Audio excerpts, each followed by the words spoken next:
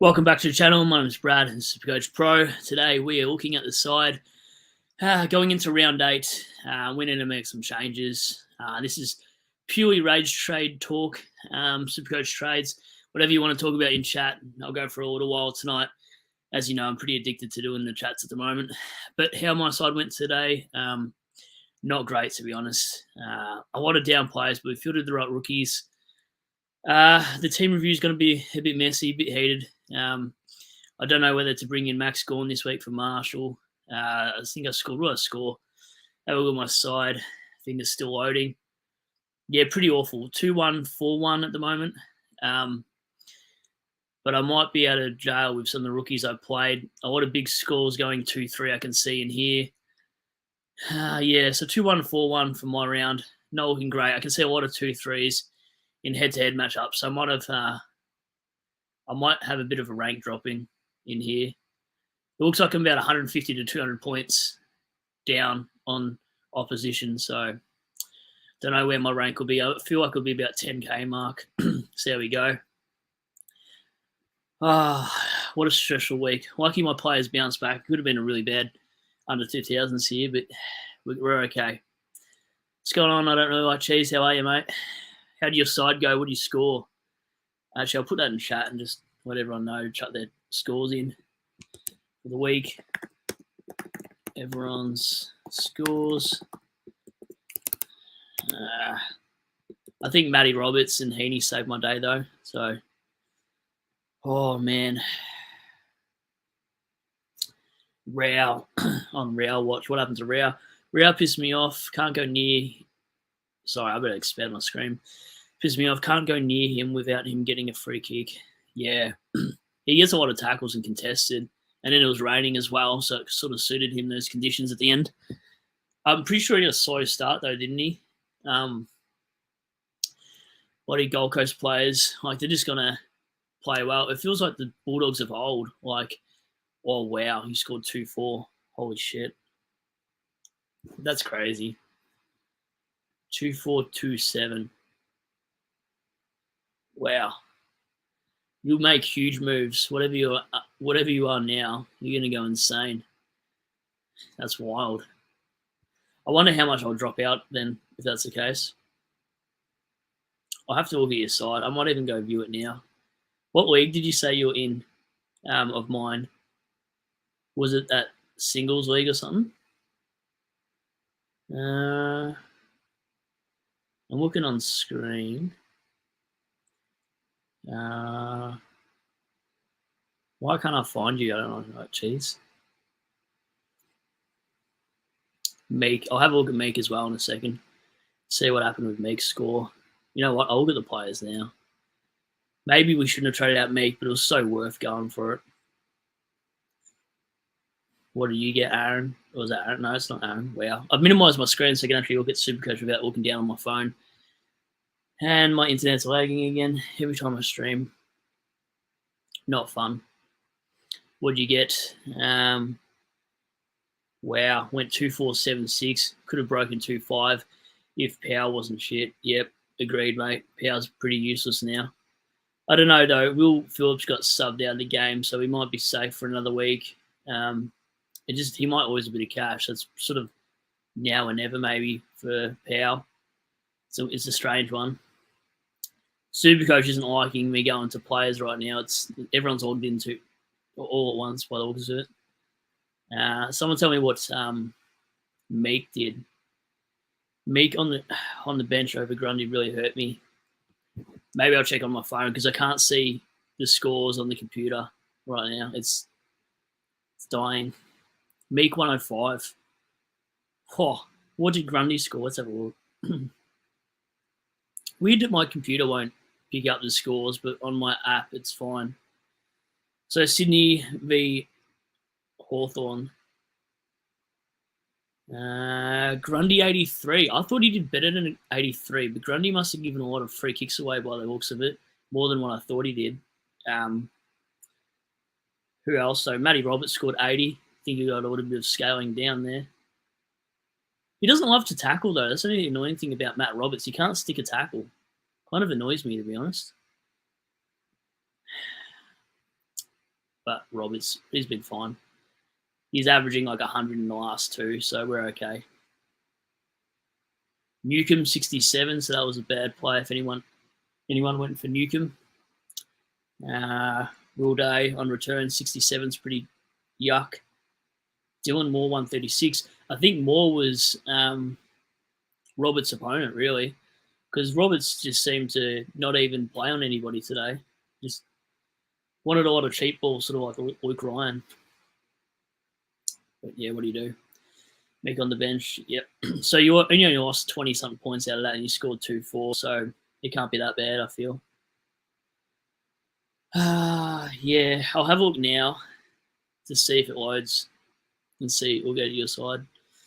I'll get to the questions in a second. Okay, we'll get into the league now. I'm going to have a look at your side right now. Did you say I was named again? Oh, that's right. Man, from 6,000, you might even get into the top 1K this week. I don't know, like, geez. I'm calling it. I reckon you get into top 1,000 easily with that score. If you don't, I'd be surprised. Yeah. I wish I sort of had a way to keep him, but I have a crazy plan this week, I think. Yeah, I don't know what Cheese says. Four free kicks against Grundy and a 50 as well. Should have turned up. Grundy saved his score with 5 cheap positives in the last 2 minutes. Yeah, imagine that. Would have been like a 69 or something like that as a score. What do we got here? What do I think of Rogers? Well, he scored a 28 in his first game. We can probably let him off because that's a debut game, but it was out of 90 minutes. This game, they played West Coast, so it's sort of hard to get a read on Rogers. I'm not underselling West Coast, but the week before against a good side like Sydney, he scores a 28. So I'm not really sure. I think he'll be about 198,000 Luca. So I'm not sure whether to go Rogers or we go Garcia, but Bevo's comments about Garcia make me feel like that he could be sub in the second or last week of the game. So, yeah, rookies this week is really tricky because if Garcia is sub on the second or last game, what's your bailout option? Probably Rogers, but then you're going to have the money in the bank to actually go up from Garcia to Rogers in the last game to figure out. But then again, Rogers could be a sub candidate if they stop using Swallow as well. But Humphrey, I don't know how long Humphrey's out for. So maybe his job security is better than what I think, Rogers. Maybe some Gold Coast supporters can get in chat and find out. Pufferfish. F this sport, sick of Hawthorn, started backing the Eagles or something because I'm done. Did you really expect them to beat Swans though, Pufferfish, in all honesty? AFL merged Hawthorn with Fairfield Flatties. Recruit Zach Fisher and sack Sam Mitchell. I don't think Sam Mitchell, poor Salmon.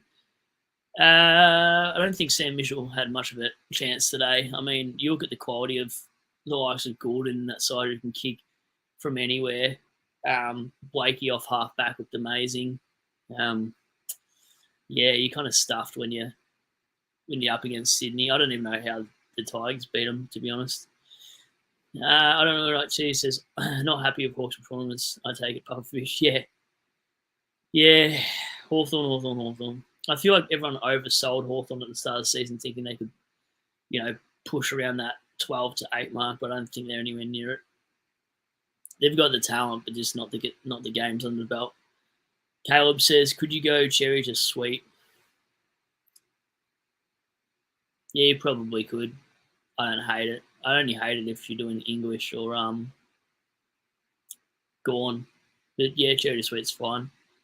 Sweet's going to score, you'd think, averages around 90 to 100 just in his position alone, and you won't get that from many rookies every week. And then you can use that cash elsewhere, strengthen up your forward line or whatever you're lacking, really. Whatever rookies in what line are letting you down. So you could definitely do that, Caleb, for sure. It's hard to know. Pufferfish, I expect at least to put up a fight. Yeah, I know. I think it's the way your game style is played too, and the fact that your forwards can't clunk marks and Charles just a passenger in that side.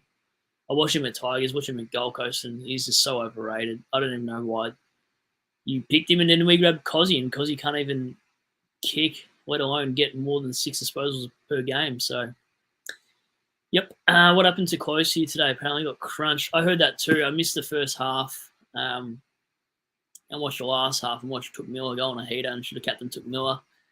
But I put out a stupid Twitter poll saying captain Took or Bont in the stream the day before. I was like, yeah, I'll captain Miller. Then I realised that Bont got a 180 last time he played Freo, and I was like, maybe I'll go with the crowd. And this was the week not to go with the crowd, actually, considering how far behind I was. I should have just taken a punt.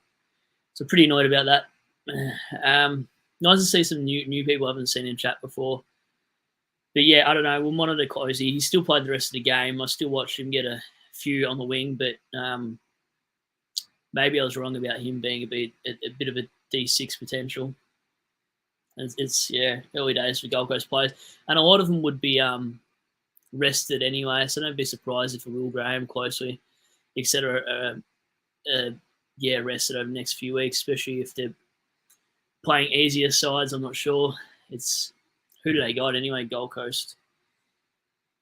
And like a lot of Gold Coast players played well in the VFL. Sexton had a lot on the ball, so oh man, sorry about that. If Sexton doesn't get called up this week, I just think he's going to be dead for the year because he had a huge game in the VFL. Anyway, enough about Sexton. 15 out of 16 leagues did you get? What? Yeah, you get a huge boost in ranking if that's the case. Absolutely. Luca, is it time to trade Jackson because the scoring is really down since Darcy is back and a break even at 140?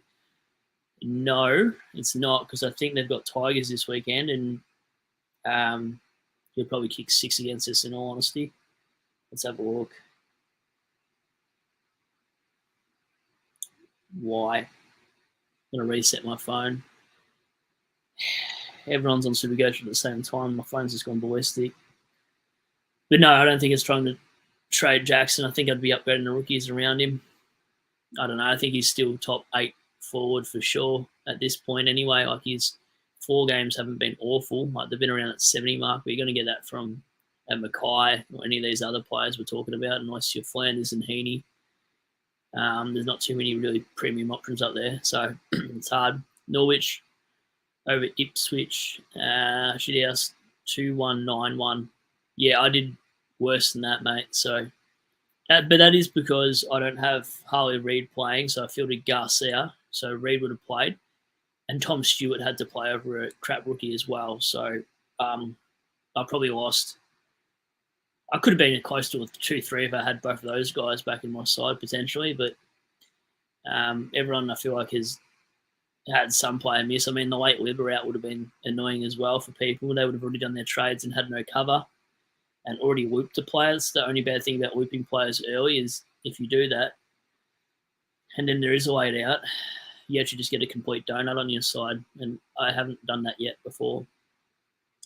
I don't really like cheese. I just keep Jackson at this point. Yeah, I would too, because, I mean, his price point as well, there's nothing much you can really do with the money, I suppose.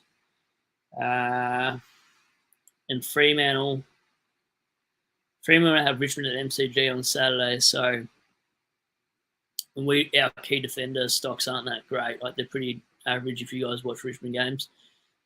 Which you probably don't want to do. So I'd hold Jackson.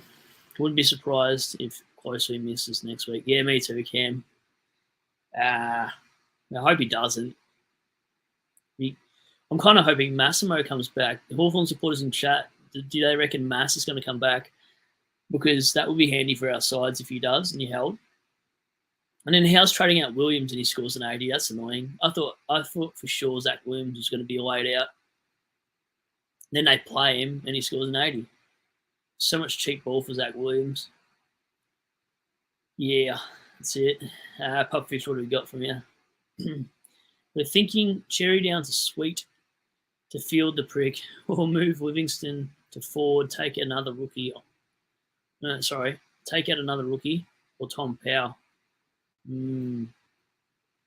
I'd Sweet on bench. I'd almost prioritise getting Sweet to be on your field and improve the forward line because you know Sweet's going to do okay in the forward line, I think. Yeah, well, I really hope Stewart comes back this week too, or else I'm stuffed. Top 5 most trade ins, I reckon, will be Dawson, Sweet, Garcia, Rogers, and Fife. Yeah, probably thereabouts. I don't know about Fife, although the crowd does tend to love to chase a good score, and he's putting up all right numbers in our forward line. I don't know if I can spend 429,000 for him, considering they've got 5-day and 6-day breaks between games coming up. So I don't know if I'll do it. Pubfish says, bro, if Massimo doesn't come back this week and he's fit, I'm cutting out my gills and selling them. That's a wild statement, but I believe you. I definitely believe you. I'll let you know my score when it loads, but I just lost a point. Not that it matters, but I scored 2-1, 4-0. I won't give a full team review, but if you're wondering why I did so bad, well, for starters, I had Steele scored me 70, Oscar. I had Butters scored me 82. Power 49, Combin 61. Garcia up forward a 40. Then obviously not having Tom Stewart in the side hurt me bad. And then Harley Reid would have been fielded over Garcia. So, as I said about 5 minutes ago, I think I could have scored 2-3 had I had no injuries. But I'm pretty happy with my side, so I won't give too harsh on my review. It more comes down to luck, not really anything else. Marshall scored me 63 in the ruck line. My trade-ins were good for the few weeks in a row now. So Sweet and Houston were good trade-ins, maybe not for the price of Houston, but Walsh did the same anyway. Walsh scored no different to Houston for 20, 30K more. So I didn't trade badly. I even loopholed Sweet score and got that score in my cycle. The one thing I've been nailing every week too that I can't get mad at is probably rookie roulette. I don't think I've lost too many rookie roulettes. Probably that's one thing I'm really good with is trading and rookie roulette. I mean, I fielded Graham over Sharp, and that was purely based on who they have playing, these rookies. And then I fielded Darcy over Buku, who then that was a flip of a coin. And I fielded Combin over Cadman, which wasn't much of a point differential. And I looped Wilson's score to grab it. I put Reid in my midfield. So probably where I'm lacking this week is probably Primo's not fielding high scores. That's probably the only difference between me and everybody else. I mean, Young got a 94, and that's annoying. Like, he got 79 the week before or 80, whatever it was, and then come off in that last quarter because of hammy awareness. So maybe he's not as fit as I thought he would be after that injury. Yeah, I don't know. So cash generation looks good for my side, but I just need my players to come back. It should be okay. Probably lose a bit of a ranking point, but I think I'll be okay with the buyers to start to play catch up again. So it's my first bad week of the year. I'll take that, to be honest with you guys. 2404 Pufferfish. I think it's a great score this week. I think 2-3 would be par.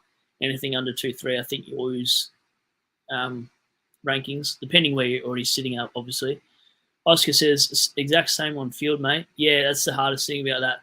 You can't do anything about luck. Like Marshall getting injured in the first whatever of the game. Like, what do you do? As long as you're trading well, you can make up the numbers. Fred says, thoughts on a ruck upgrade below 600K? Who do you already have in your ruck line, Fred? Because that makes it hard, to be honest.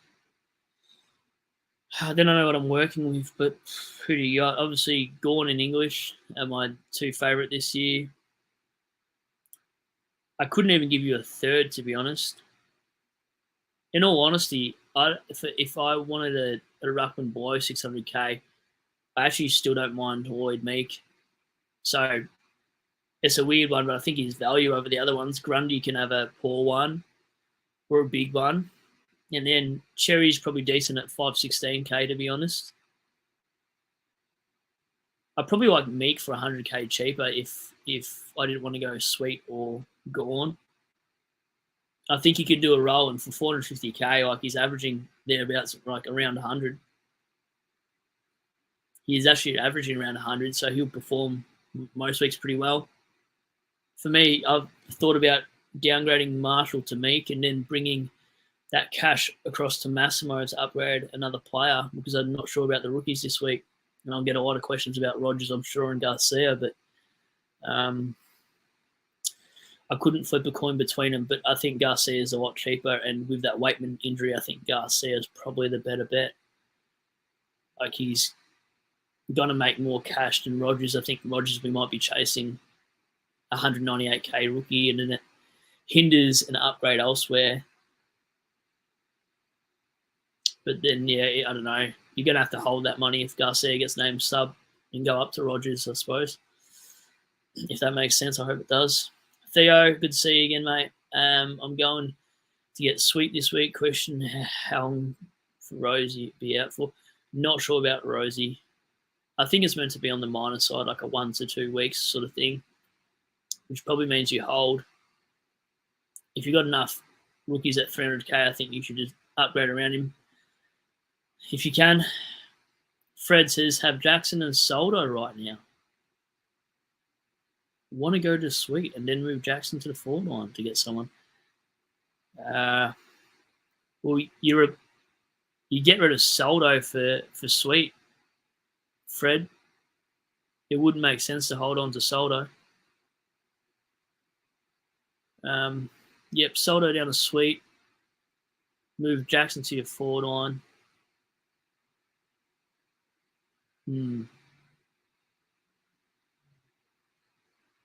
Why don't you just do that and then grab... Can you afford to grab Gorn or English after doing that move? You definitely need Sweet. I'd get rid of Soldo. He's out from 4 to 5 weeks. And I'm calling it now. I reckon he's out for 6 weeks in total. So I think Sweet gets to his buy, and then after the buy, they might reassess Soldo. No point bringing him back a week before the buy.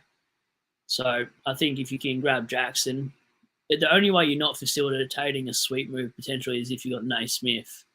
So that's the hardest and most annoying way to grab in a bloke like that. But the cash gen's too good to pass up. So if I don't see him named in like 30% of size going into next week, I'll be very surprised.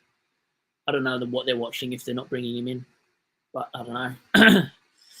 Not looking forward to doing this team review, that's for sure. I might be raging. I don't even know what to do with my side this week. I'll have a look at my trades once the app opens. But Bont doing a 102 for all that hard work in the first quarter is super frustrating. And then took Miller going a 149.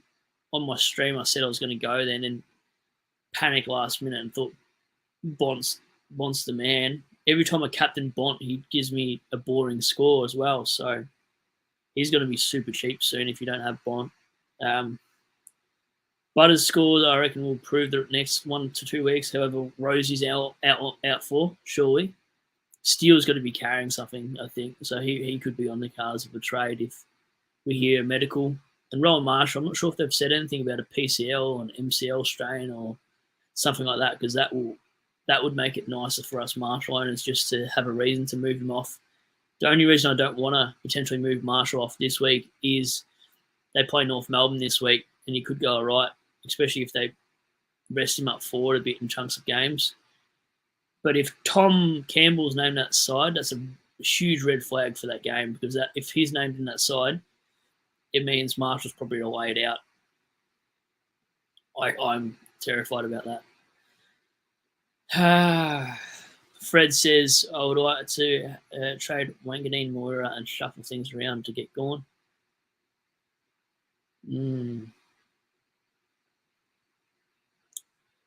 Yeah, I'd almost save the 100k and go English if that's the case, because his Marvel run might be all right, Wanganeen. Puffish says, how long will the stream go for? I'll hop on later. I'm not sure how long the stream will go for, to be honest. It just depends on the questions and what you guys talk about in there. And then when it gets a bit dead and whatever, I'll probably call it a night. Still got to do a team review once SuperCoach loads. So I really don't know. I'm sure I'll be on here for at least the next hour, potentially. So if you want to tune in, tune out. Doesn't bother me at all. I don't know. How do you guys score around the grounds? And who your rage trades? That's what I actually came to do the stream for. I want to know everyone's rage trades and who they really want to trade out. That's what I want to know. Who's on the chopping block? 2475. Decent score. That's just a sneaky flex, Matty. Well done to you. 2475 is huge. I guess you captain Gorn if that's the case, and you probably had players like Tom Green on your side and Sarong. That's massive. That is an absolute flex and a half. That's definitely a decent score. Love it. Pubfish, 29 people watching, get those questions out. Yeah, if they don't, I promise I'll get off the stream, because it's the whole point of getting on this thing is to answer questions and scores and hear your rage trades. If you've got none of that, then I'm calling it a night. I've already been to the gym, so I don't need to do that tonight, though, at least. Matt says, with Marshall. Yeah, that's it. Oh, now just rubbing it in. That's insane. Well done, Matt. I'm jealous. I wonder what your ranking will be after the week then. Yeah. Puffish rage trades out. Hawthorn in. Fairfield Fair. Flatties. Yep. Maybe they should just put Hawthorn and Richmond in the VFL. Like, a lot of annoying rookie scores as well would be frustrating for a lot of people. Like, how's Draper getting subbed out? Does the hammy? Like, if you fielded Sharp and all the bad rookies too this week, like, imagine if you fielded Garcia, Cadman, and Carmus all in the same forward line, and you fielded, I don't know, just these guys that are getting really injured. The probably other thing is with these players coming through is interesting. On the bubble next week are the players that are more interesting than this week. So I'll look at players under 200,000 because I'm not interested in anything else. I'll get to the comments in a second. But like Turner, we've got to have a look at him from Melbourne. He scored a 101. He's not on the bubble until his next game. If I keep looking sideways, it's because my internet's playing funny buggers. Harry Edwards in defence, 196 defender. Don't know if I'd go there. 83 he scored, though. I don't know what his job security is like, though. Excuse me. Dersma from North Melbourne, not interested in North Melbourne rookies. Not worth it. Darcy Jones is interesting. He scored a 75 about Green in there. I'll be looking at him. Even Sam Day scoring a 71 in the forward line. I'm not sure he's best 22, really, but that's an interesting prospect. You know he's been around for a while. Garcia 64, like I said before, probably has the best cash gen, but could be definitely a sub. Lee Kalia, he's an interesting candidate too. Like if Sam Taylor plays down back and he's still named, we could downgrade to him. Although I probably don't have the team to facilitate that move. And then Patrick Voss, 59. I think he played really well. I think he'll stay in that lineup. So Cooper Simpson as well is worth a shout. He's got DPP, 57 he scored from Freo. There's been a lot of hype around that pick for a while. Blake Drury, 50. No, glad we didn't go there. Anyone that went below 50. Biggie Newen scored 46. So that's a bad pick. Biggie Newen, he's done. He is so done. He'll make you 100K if he's named next week, but in total, but that's it. Anyway, the comments, we're going off. We've got a few going now. Pufferfish, it looks like we'll be around for a while with the comments coming through, mate, so don't worry if you tune back in. Where's Jonas Goat for stitching me up? I need to talk to him shortly on chat. Travis says, power time to go. Yeah, he's gonna drop money again if he has another bad score, so I approve of that message, mate. I don't really like cheese. Rage trades of Tom Power, Owen Dempsey, see ya. Yeah. Yep. I think there'll be a point where Dempsey becomes sub Rowan kicked 4 goals in the VFL today as well, or whenever it was this weekend. So Dempsey's job security might be up shortly because, yeah, Rowan kicked 4. English second ruck. I'd go there. I like English. Always liked English, even with that bad game. Never got off that train. Travis says, I got a disappointing 2-2-1-5 tragic ending out Fisher and Draper. Sorry, traded out Fisher and Draper. Yeah, good trade outs, mate, honestly. Draper, he made his break even if you're talking about the Fremantle defender, but he's done now. Like, he's so done. Probably downgrade him to Leakalea if he gets named. Pat, out Bonham Brown. Brown from Richmond. Yep, I should know that one. Wait, what? Wait, why are you getting rid of Meek? For Sweet, Pat? Because if you're not doing that, it wouldn't make sense. But I like Meek. 2-1-40 rookie coach AFL. Yeah, bad week, and it's because of Sweet and Reed and all the other primos that failed. But whatever. What to do with Rosie? Hold. Quickest answer I'll give you. Yep, even the comments in there say agree. Matt Garcia or wait for Jones?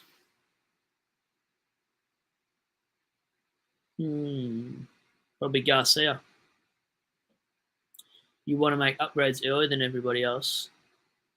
And Jones isn't a guarantee either. I mean, Garcia surely holds with Waitman's injury, and then Riley Lewis getting a 1-week suspension. He's at least going to play another game. He scores a 60. He's probably going up 60K mathematically.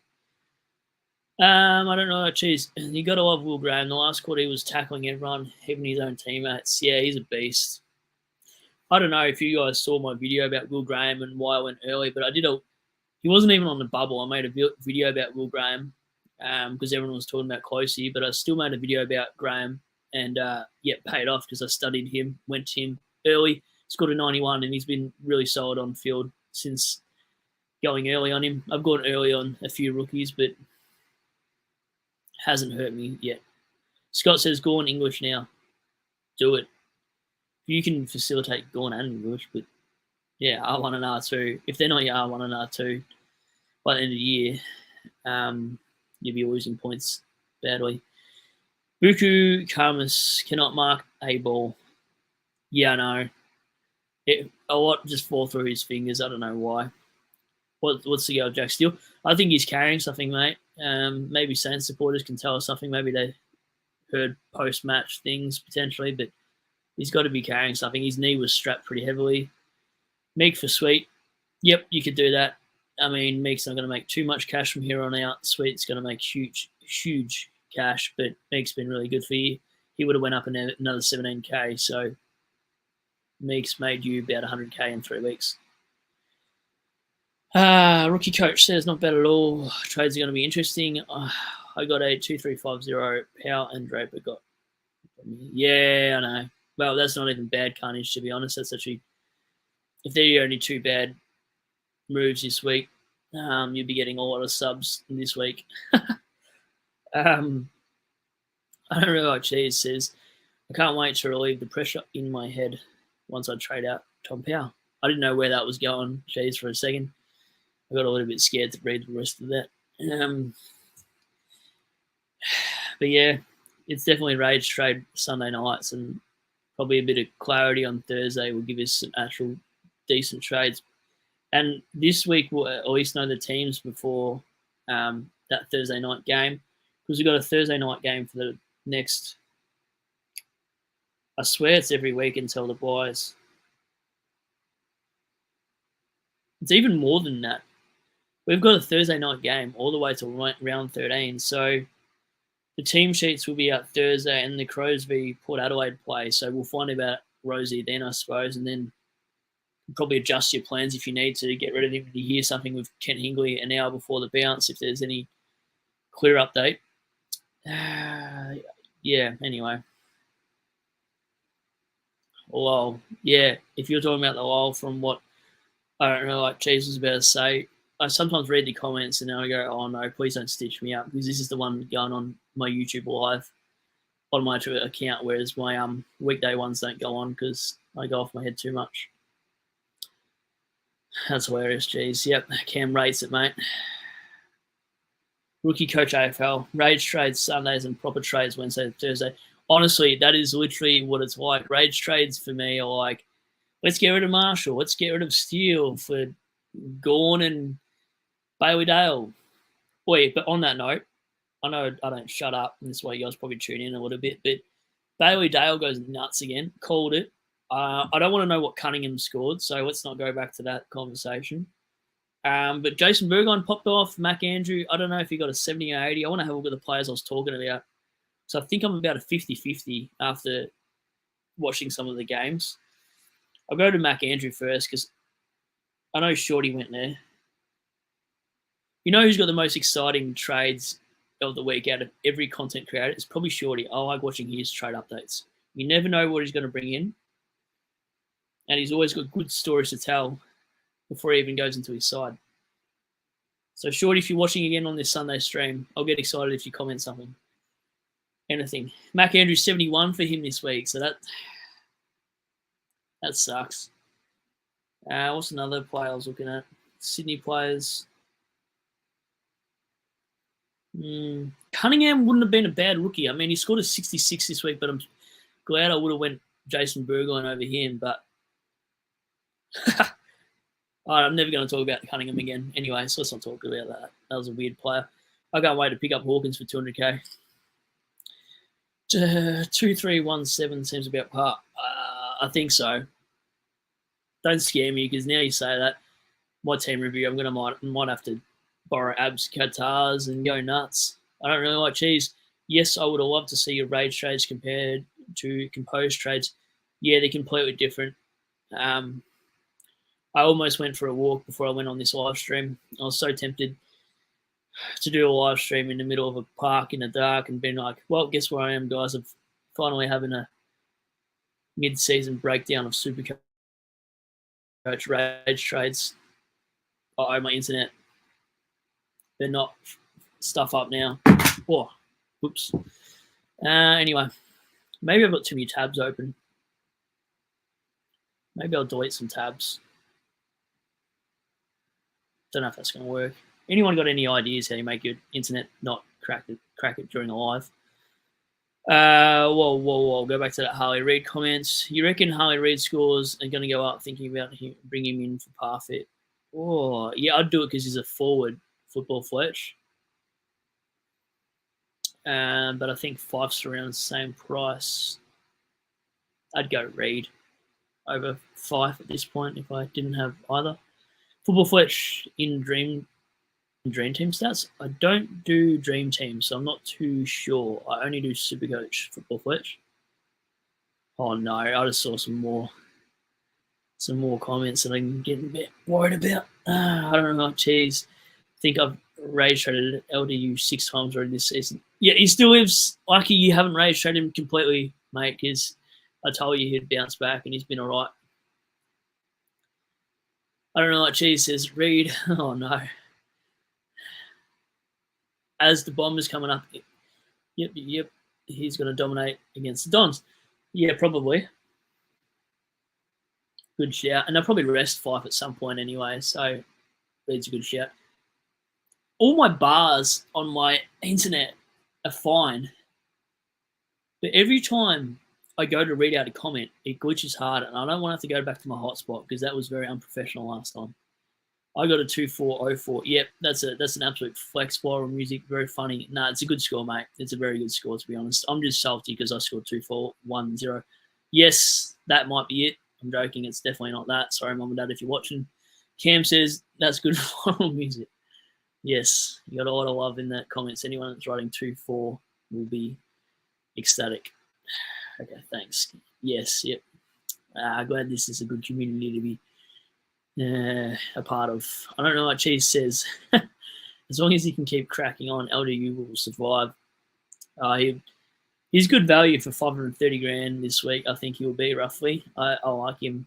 I might. I don't know what I'll do. Rage trades are so different. I need clarity. I need fresh air instead of sitting in this room thinking about my rage trades and how many monster drinks I might have to drink on the week. Punch some plaster walls. Is that what you do? Rage trades? I'm not sure. I don't actually facilitate on punching walls and stuff, by the way. I've never done it in my life, just in case you think I'm a psycho. Travis says, my birthday is on Friday. Happy birthday, Travis, for Friday. I need to trade now before I go on a drunken trade from Roberts to Fife. No, there's only one person that's traded out Roberts that I know, and I might actually post on his Twitter, what do you think of Roberts? I don't know. It depends if I get enough feedback in the comments. If you dare me, if 6 people say yes, comment on his wall, on his Twitter, and say, what do you think of Roberts? I'll do it. But if 6 people do not, I won't do it. And the other night I got SDS on, so that was pretty fun. LDU to the Dons next year is a watch. Who says that? Why would you want to play at the hangar? Seriously. Nah, Essendon playing good footy. Hot and cold, though. Can be. I think we all know what's going on. Sam, all right, I haven't seen you before, mate. Welcome to the channel. Does Gus see ya? Job security improve about Waitman. I assume he misses at least a week. No. He's out for 3 months, I just read. I don't know. Hugo Hagen comes in that side too. Sanders comes back in. Libber comes back in. Does that smell Garcia sub? It actually might. So I don't know. Waitman comes out. Riley West comes out for a week. He's getting banned. Do it. Oh, I need another 5 comments to say that I'll hit old mate up and say, what do you think of Roberts? So Roberts' last 2 games anyway. 80 and a 117. Oh, mate. And in he's made an extra. How much has he made for us since then? He was 335 when old mate traded him out.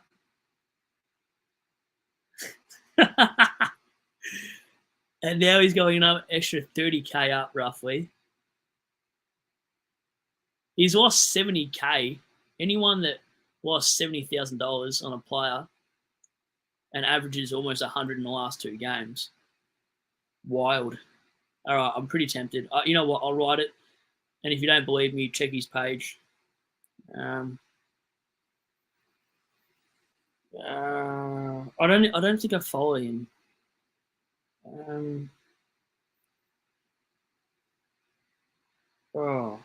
me have a look. I don't even have to look up.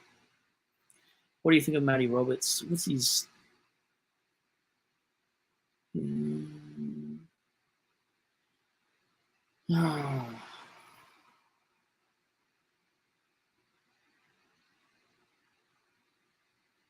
I find it when it comes to suggested because it's not coming up in my feed to ask him what he thinks of Matt Roberts as a potential, D7 swing, etc. Although I got it on an inbox. Oh, that's pretty cool. I'm gonna have to read these later. They're talking a whole lot of SuperCoach. Anyway, let me go find him and I'll comment on it shortly and ask him what he thinks of Roberts the last 2 weeks and how he's going. Man, he just stat padded today too. Like he was just calling for it. It almost looked like he didn't even have an opponent. Like I was like, who's he actually on all day? I don't know. Like Chi says, I drunk Captain Bont last year and he went 180 and drunk Captain English for 160. It can work sometimes. Oh, I feel like if I drunk Captain somebody, I'd probably be captaining Roberts or Sweet. That would be my alcoholic move. Do it. Yep, that's like 3 do-its. It will happen. Just let me. It will come up suggested people to follow anyway in Twitter, and when I see that, then I'll do that. Then can't be. I couldn't find him in my search. I don't know what she says. Sweet must have been pretty. Sweet, they must pretty much have. Yeah, he is. I think he is. You facilitate that move, whatever you do. Like he's going to make the most cash out of any of these rookies. So yeah, probably go there. Got to do it. It's a pity if you can't field him though. Hi mate, I got 2-2-3-3 this week. Yeah. Yep. I would have even killed to have that score. I wonder what the other content creators around me got as well this week, because I know I was doing pretty well compared to them as well. I was around the same sort of ranking potentially. Now I'll be blown out. I'm not going to look as good as the rest, but I'll make a bounce back. We're fine. Yeah, Stuart Draper, they both suck for not playing. Yeah, you can't field him, but I'll take his cash. Yeah, take his cash. Yep, absolutely take his cash, mate. Like, good cash play. You'll make 300k in over a month and a bit, but before Soldo comes back. Pretty amazing that he scored that. Like, I mean, Marshall was on one leg, but still, like, you know what I hate about Twitter though? Like, all the polls on there, people like write in the questions 2-4 plus who scored that, 2-3 to 2-4-5, etc. And everyone just clicks the highest score, so you don't actually know around the grounds what people score, because obviously people lie in those polls for what did you score for the week. Anyway, what do you do? I finally got abs this week. Oh no! If I'm playing in this week, I'm terrified. Who do I play? Any of the big dogs that I? And I also saw that video, by the way, that you guys are telling me about. Abs mentioned to me for the Jason Burgoyne pick. So yeah, thank you. I had a look at that last night. Who are we playing in the Professionals League? I can see everybody else's score in there too. I forgot about that. Can't I? I won't give it away though, because that would be doing a team review for them and they'll kill me. So I won't tell you what anyone else scored. I'll never do that. Because I know if someone read out my score before I even done a review, I'd be pretty annoyed. Anyway, I'm sure no one's done that before, surely. Downgrade Dempsey or Sharp. I'd one down, one up that week. If I had both, I've got Sharp, so he might go this week. But if I could only do one, probably Dempsey, because I think Sharp can still pull out an okay score against Tigers. But both should probably go. Get them both out of here, Freddie, honestly. Yeah, it's exactly my thoughts too, Cheese. I think you just got to do it. Oh, we peaked at like something like 34 people watching before, and I haven't delved off SuperCoach topic. I wonder if I should. Oh no, here we go. What have you written? Wakey, another good score, Brad. Yeah, I know. A lot of people call that. I don't know. I've never have loved Blakey's floor games, I suppose. Maybe this is the year Blakey surprises everyone and goes there. But I was probably more surprised in the fact that Jordan Clark had a lot of the ball and Ryan got a 106 and Clark got a 84. I thought that was a bit strange considering how much backward stuff Luke Ryan does. I don't think he's a good player at all. Australian Adventure, what's going on, mate? Do you think Essendon are improving? I'd say so. Where are they on the ladder at the moment, I suppose? Yeah, well, they're in the top 8, so unfamiliar territory. No, just kidding. I think they're definitely impressive at the moment. They're a bit hot and cold, though, like sort of Dogs. There's a few sides I can't get a gauge on. It's probably Essendon, Dogs, and St Kilda. Adelaide are a tricky one, I know. Brisbane have fallen off a cliff. West Coast, with all those good draft picks that they've had for so many years, about time, like they got handed just whatever. I don't want to go off about West Coast, but I don't know. They're surprising a lot of teams. So they played all right against Gold Coast in the first quarter and then fell away in the last half. So a lot of sides have improved. North Melbourne, I feel like, have actually regressed and got worse. Richmond, due to injuries. Hawthorn are probably where I thought they would be. Sorry, Hawthorn fans. I always thought Hawthorn were going to be about bottom 4, but everyone went nuts and thought they were going crazy, but I never really rated it. But surprise packets, what do I think surprise packets have surprised me? Probably no one in that top 8 bar Fremantle will probably surprise me. Everyone else kind of looks very like, yeah, that doesn't surprise me at all. But Freo, interesting. That game was such a 50-50. I don't know, like, his kicking was shocking. And he's still got a 98. I don't know how. I assume you're talking about Blakey. But my memory is so bad sometimes with this.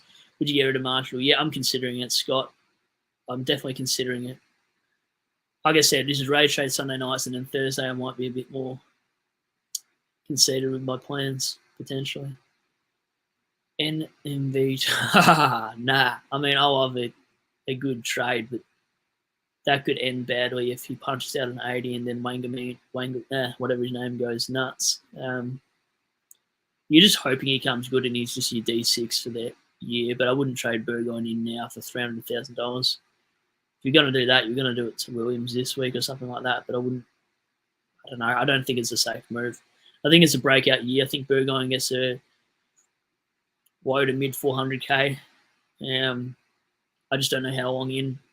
If he drops one bad game, he's going to reset his cash gen, and it's going to take him a bit of a spike to get there again. It could be his best game of the week too, Burgoyne. I'm just lucky I called it when I did, because there's other calls I made this week that were pretty 50-50 that didn't proceed to what I thought they'd be. So Dale did. I think Dale was a keeper. I think Dale, I'd look at 458K. I'm very considering. He looked great, especially that first half, I thought. Pat says Sarong versus Bont, who to grab this week?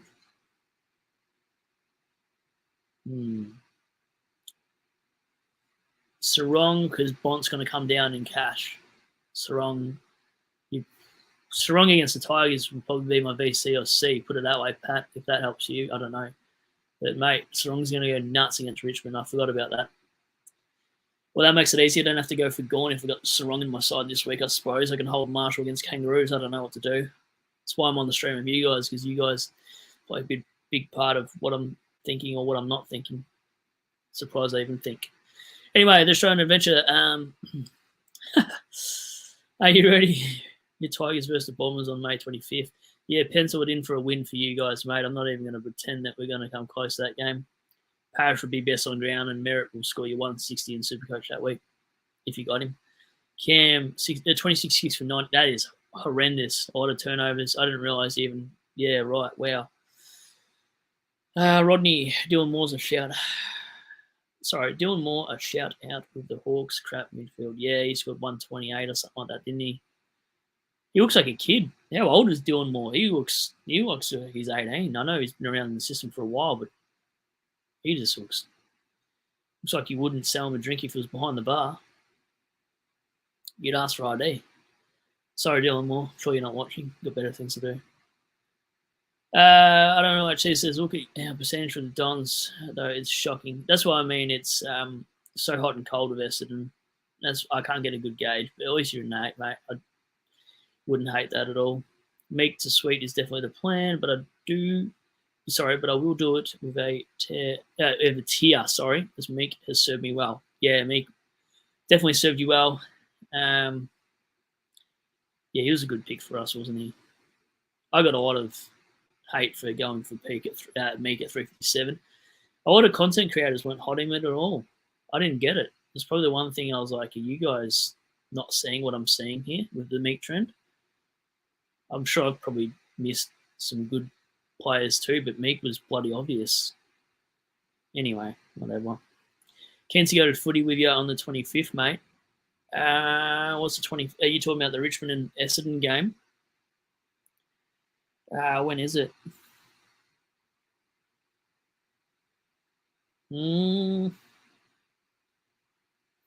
I would be able to make it. I don't know. I don't know that weekend. I'll have to get back to comments like that. I'm not too sure. Not too sure if I have my son with me that weekend. I don't know if you guys know I've got a son, so yeah, go see him every few weeks. I wish it was more often, but I won't go there. So it's a sad point when his mum was in a different state. But anyway, I don't know why Cheese says Dale looks great with no Ed Richards back there, but once Weber is back, Richards will go back again. I don't know, mate. I'm not worried about the Richards factor whatsoever. I think he's still good for the price. It's worth a punt. Oh no, internet is going crazy. All right, it's okay. Internet's okay. Okay, back to the questions. Yeah, I don't know what Cheese says. Yo can't stop going. I know. He's going big every week, and it's disappointing me because he's that damn good. How do Bulldogs have such a high percentage? Don't know. I don't even know what to think of Bevo. I hate him. I don't really like Cheese. Flog Saints and West Coast. Flog Saints and West Coast. Oh, well, there's your answer. I haven't watched too many Essendon games to know that question. So I'm going to be at the Dons and Tigers game too. Maybe I'll do attend this. I'll ask my mate Mark if he wants to go to footy with me. Me and him normally go to the Richmond Dreamtime. Is that the Dreamtime game, I'm assuming? We normally go to that.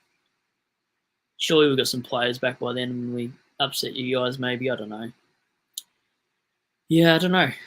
If I do that, then I may as well just say everyone in chat come to Richmond VS and I don't know where I'd meet you or whatever. I haven't really considered that yet. Not as fun to meet as what some of the other blokes would be, but definitely when I drink, I won't shut up about random shit. Xavier Boyle, and I like talking SuperCoach, so wouldn't mind it. Xavier Boyle, what rookies to get in this week? Rogers or Garcia, my friend. That thumbnails are so distracting for me. That's pretty random. Is he a game character or something? That's a Terminator. Surely that's not the Terminator. Am I going crazy? Haduius 13. Cool logo. Anyway, I get obsessed with this stuff, hey. I had a good week, 2-3-8-4, finally good score. No, sorry, final score. Right, yep, no, nice. A lot of 2-4s in the chat too if you want to have a scroll. But that's still really good score, of course. Massimo and Dempsey out this week. Yep, definitely. Especially if Mass is not named, but a lot of people in chat think Mass will come back on that side if he's not injured. I really like Cheese says if if it's anything like last year, we'll be throwing. I'm not even going to read that. That's swear words to me, mate, basically. Is LDU against? I think he's right for the picking now. I know it's probably not a hot take on other people's opinions, but I think he's fine. I wouldn't mind it for that price. I don't know. Like Cheese says, great. Everyone is getting LDU now. Have to deal with his grab for 6 weeks. Yeah, you do. Yep. I told you, he's fine. Maybe when you trade him out, he'll do even better. Mass Dempsey and Grundy out for Sweet, Merritt and Rogers. Sanders. Wait, who's SND? What is Merritt SND? I don't know who that means. Jonas Goat. Just got back from my family's birthday, so didn't see any footy today. It scored 2-4-6-9. Oh, wow.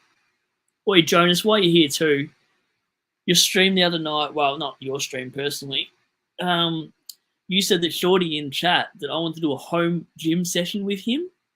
What was his response to that? Because that's wild. That is the most weirdest thing to write in there, stitching me up, making me look like a weirdo that I just said to another YouTuber, let's do a home workout together. God damn it. And then someone was like, can you two have a bench off? I'd pay to see that. I don't think I'm going to have a bench off with anybody. It's the most wildest statement. Go. Anyway, well done for that score. Xavier, and you sold on Dawson. Yeah, I did say if he went 130 plus, I probably was, and he spent the last 17 minutes on the bench. So, yes, I'm sold on Dawson. Even with Crouch back in the side, I'm sold. I didn't need to see any more. I don't know. Yeah, I know. Bloody Jonas walks in, just flexes the muscles, grabs the drinks, grabs the girls at the bar, does everything. I don't know what you actually do, go. But anyways, Chalmo, would you go Marshall for Sweet? As simple question as that is, I'll give you a simple answer. Yes, I probably would. Yep. Okay. Yeah, okay. SND meant and. Oh, Right. I'll read that again. Mass, Dempsey, and Grundy out for Sweep, Merritt, and Rodgers. Yes, sorry. Yep. I would do that then. Like your first question was related to, yes, I would do those moves for sure. Grundy's, I don't know, Grundy's so hot and cold. Sweet's going to be good cash in and good points on field. Thinking I'm going to Marshall to Sweet. Yeah, you don't even need the LMAO in that. I think that's probably a genuine target. I don't think it's funny because it's worth a punt. There you go. Not good. 2140. I feel like Michael Scott. When everything goes wrong, he just starts blabbering on about things. What a good show, though. I love The Office. Obviously, the American version, the English version was shoot it. Anyway, enough Office talk. Well, I won't get sidetracked this time because this is going on my actual YouTube channel. Thoughts on Geelong this year? I love them. I hate them because I live down this way, and their supporters always call boo for a 1 second tackle and call it holding the ball, but well, they're probably a big chance for the flag, and they win just about every home game, so they're a huge shout this year. Body Powell and Dempsey giving 49s. Yeah, well, lucky they weren't. I won't even go there. I don't even know about them. Body Powell, Dempsey, they can both go. I would definitely say they can go. Yep, exactly what I'm saying, Tromo. Powell out. If you want to do it, do it. I think I'm going to get rid of Marshall over Powell, to be honest. But there seems to be about 4 or 5 people in this firing gun that we all have. We've just got not too many downgrade rookies. That's the only issue. So maybe that Daniel guy from Melbourne comes good. Just as I said that, Fred says Daniel Turner to be a good thing. Yeah, potentially. Here's one we could look at, especially that huge scoring system. It'll only be for one cycle of cash gen, though. Anyway, when are the trades coming out? Do you mean my trade plans? Because probably in my SuperCoach review when the side goes into meltdown and prices come down and up, and I see my ranking drop. Jonas Goat, we could have beaten Geelong yesterday. That makes you even more hateable that you go for Carlton, Jonas Goat. You guys haven't been relevant since 95, so just saying, stuff you. Anyway, what do you do? I think I want the Giants to win the flag as a Tigers man. I don't know, like Cheese says, I've got you next week. Next round in the Super Single League. But, oh, no. I won't tell you my VC and C option then this week, Cheese, but you'll see it in my review. But your stuff, mate. Do you have Sarong? Because this week's VC and C is going to look pretty juicy for me. At least. What will I do? Ooh. Sarong will have to be captain, and my VC will have to beat Sarong, but it might actually be. I've got the West Coast game. Damn it. Who will my VC be? I think Steele is injured. I've got a bad feeling I can't go Steele for VC. He plays North Melbourne. It would be good if he was okay. Sydney v Giants. Do I got anyone? Maybe Heaney. I'll have a look at Heaney's history for a VC. Giants I don't really own. Carlton and Collingwood. Maybe Dacos. VC Dacos into C Sarong. Adelaide v Port Adelaide. I don't know. I don't know what I'll do. Maybe I'll grab Dawson this week. I don't know. But you're stuffed. If I Captain Sarong, you're done. Jack, I wonder how SDS was feeling after his night out. Yeah, I wonder. That was pretty funny. I can't believe I actually got him at the channel at midnight the other night. That was pretty. I wasn't sure where the combos were going to go. I was a little bit worried, so I just sort of sat back and let him say whatever he wanted to. But I was definitely worried about that because I know if he put me on a stream at midnight after I had a few yeah, I don't know if I would have got cancelled. Would have said some weird, crazy things potentially. I don't know, but it was pretty funny that he came on the live stream. Yeah, Strong is definitely my C plans. Yep, he will be a lot of C plans for sure. He's going to go huge against Richmond. All their midfielders will. Young will ton up. Fife will ton up. Brayshaw will ton up. They're all going to go nuts. Ryan will probably stat pat because we can't kick straight. So there's a lot of points to go on that 3-hour game come Richmond this weekend. I haven't been to the footy this year. Probably a huge reason why is we're just playing like trash. I don't know. Like Cheese says, yeah, my VC plan is Dawson into Gawn. What's wrong? See, yeah, probably like Gawn into Sarong better than Dawson. But Dawson does have a good showdown. He looks like he's back, so either or for me, mate. That's either way. I'm stuffed. Jonas, yeah, my team. Oh wow, my team hit list. Bit of a hit list there. Besides flying anyway, mate. So not much to do really.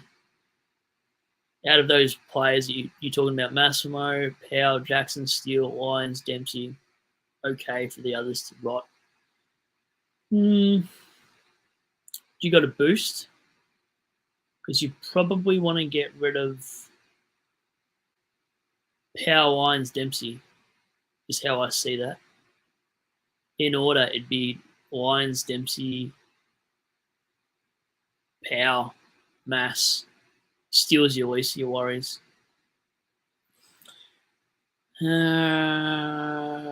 Jonas, sorry, I don't know what she says. Jonas wants to show everyone the door. Yes, he does. Including his grinder dates. Cop that as a whack on the way out. No, just kidding. Brian Bradshaw, yeah, as a Saints fan, I think Steele was playing injured. Yeah, was it something in game or was it something that happened in training? I'd like to know that because it's not good when players play through things. You'd rather them not, so people can't get them for cheaper. In a selfish Supercoach way, I suppose. But at least if I knew Steele was playing, I'd probably almost feel a genuine rookie like Matt Roberts over him. Which reminds me, I still got to ask him about that question. Oh, man. What's for dinner tonight? I'm hungry. Although I had a steak about an hour and a bit ago. Ryan, not sure, had a very heavily taped knee. Jack Steele we're talking about. Yeah, I did see that. So that's annoying. Imagine if you just... Yeah, I don't know. Imagine if you fell over at home. That's why you had a knee issue. Something stupid like that wouldn't surprise me with some of these players. Although Steele doesn't look like the kind of guy that would fall over nothing. I don't know, like she says, Steele will be a good option. We figure out what's wrong with him. Yeah, I know. That's the issue. They probably won't say anything. I don't know, like she says, honestly, he needs some more help in there. Yeah, he's probably exhausted. Yeah, look, honestly. Oh! No way. All right, I'll have a look at that in a second. Sorry, I just saw something in the comment. He probably is sort of exhausted, Steele. His shoulders are probably stuffed. A common...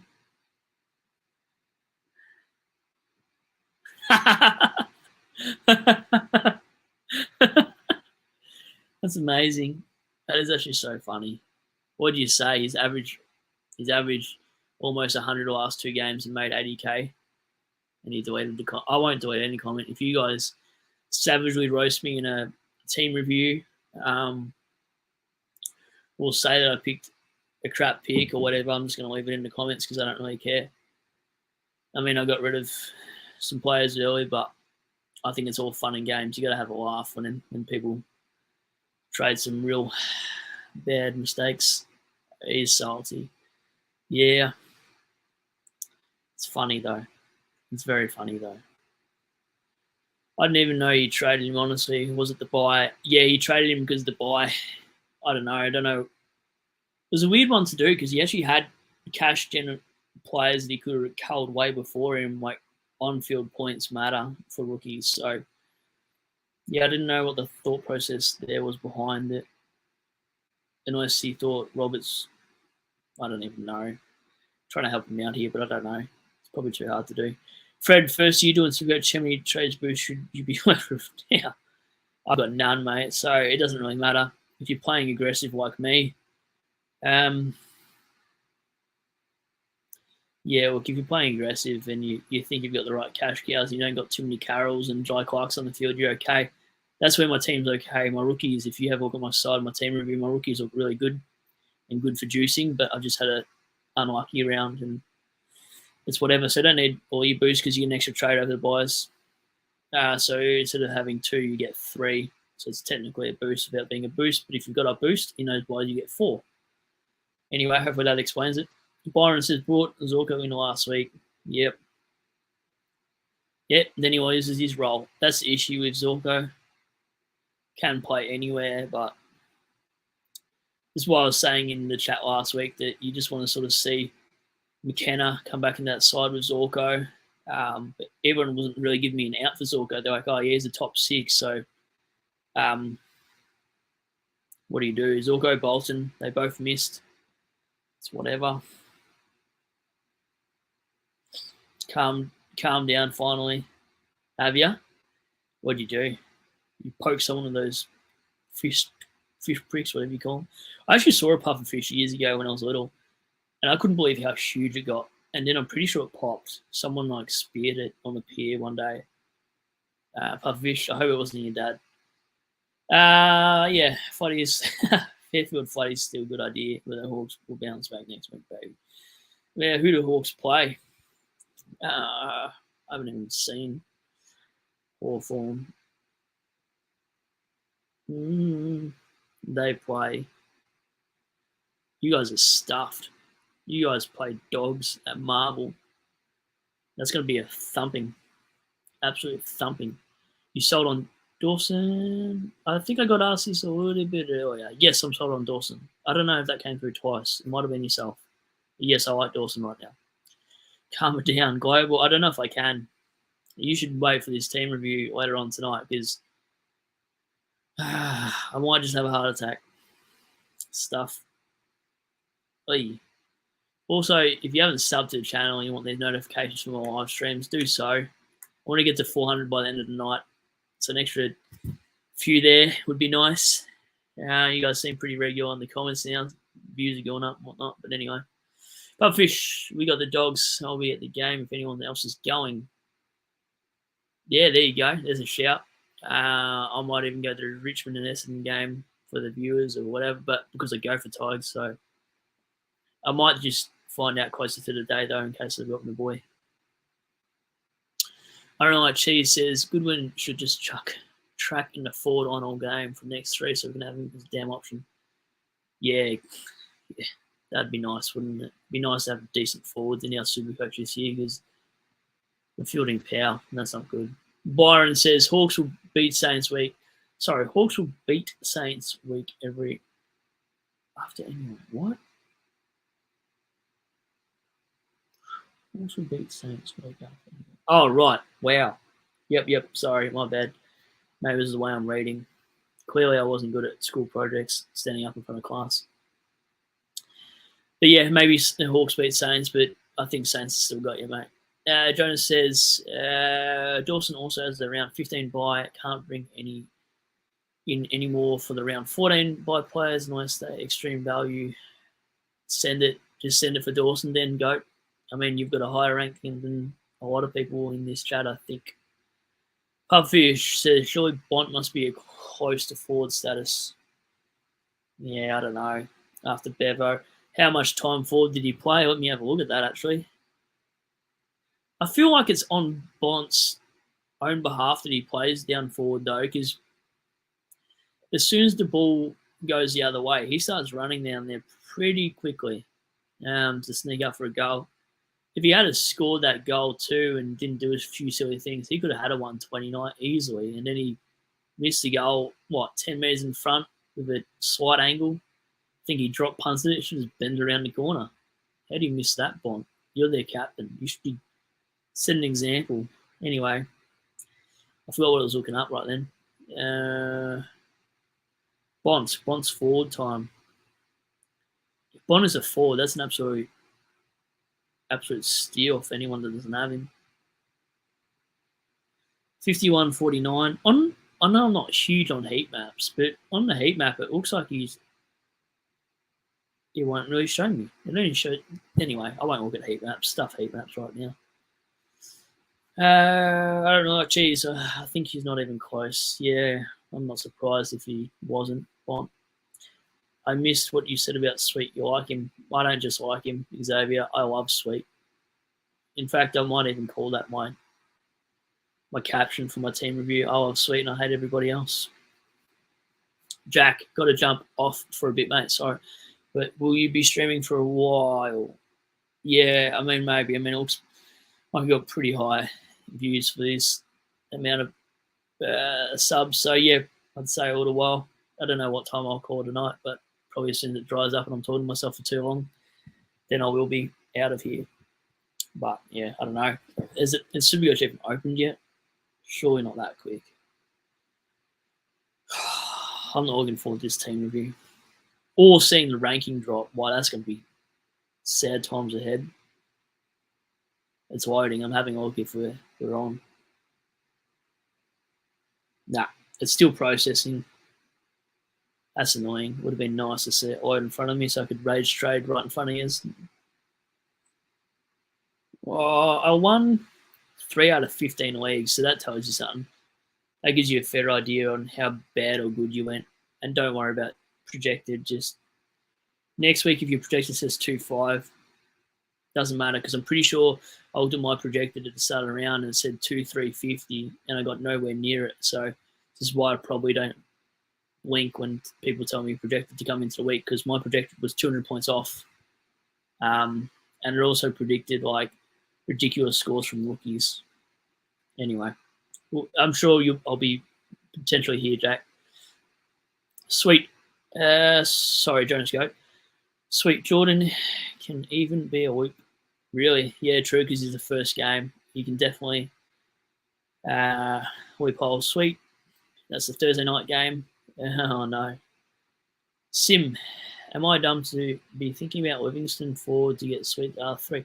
No. I think I was telling Cam yesterday in chat that that's what he should be doing if he wants to bring in Sweet. I think that's who asked me a similar question. I tried to explain he could bring Sweet in and have Livingston in your forward line to loop F6 and F7, which actually work really well. Because it means if you got an early game, like before the West Coast game, you can put that player on the field and see if he scores right. If he doesn't, you put Livingston on the field.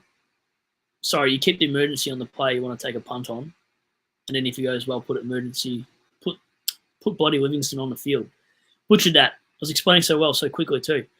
How long until ranking comes out? Well, when the SuperCoach app actually opens, Puffer Fish, I keep refreshing it, and every time I keep refreshing it, I keep getting a heart attack because in chat, if you see your app load and you can see when it says that you've got a new ranking, let me know, and I'll let you know what I actually have gone to. But if I do tell you my ranking drop, as soon as you see my video upload, give it a like, etc. Do what you want. It's been good so far. Anyway, I don't really like cheese. Luke Ryan and Matt Rowling next week.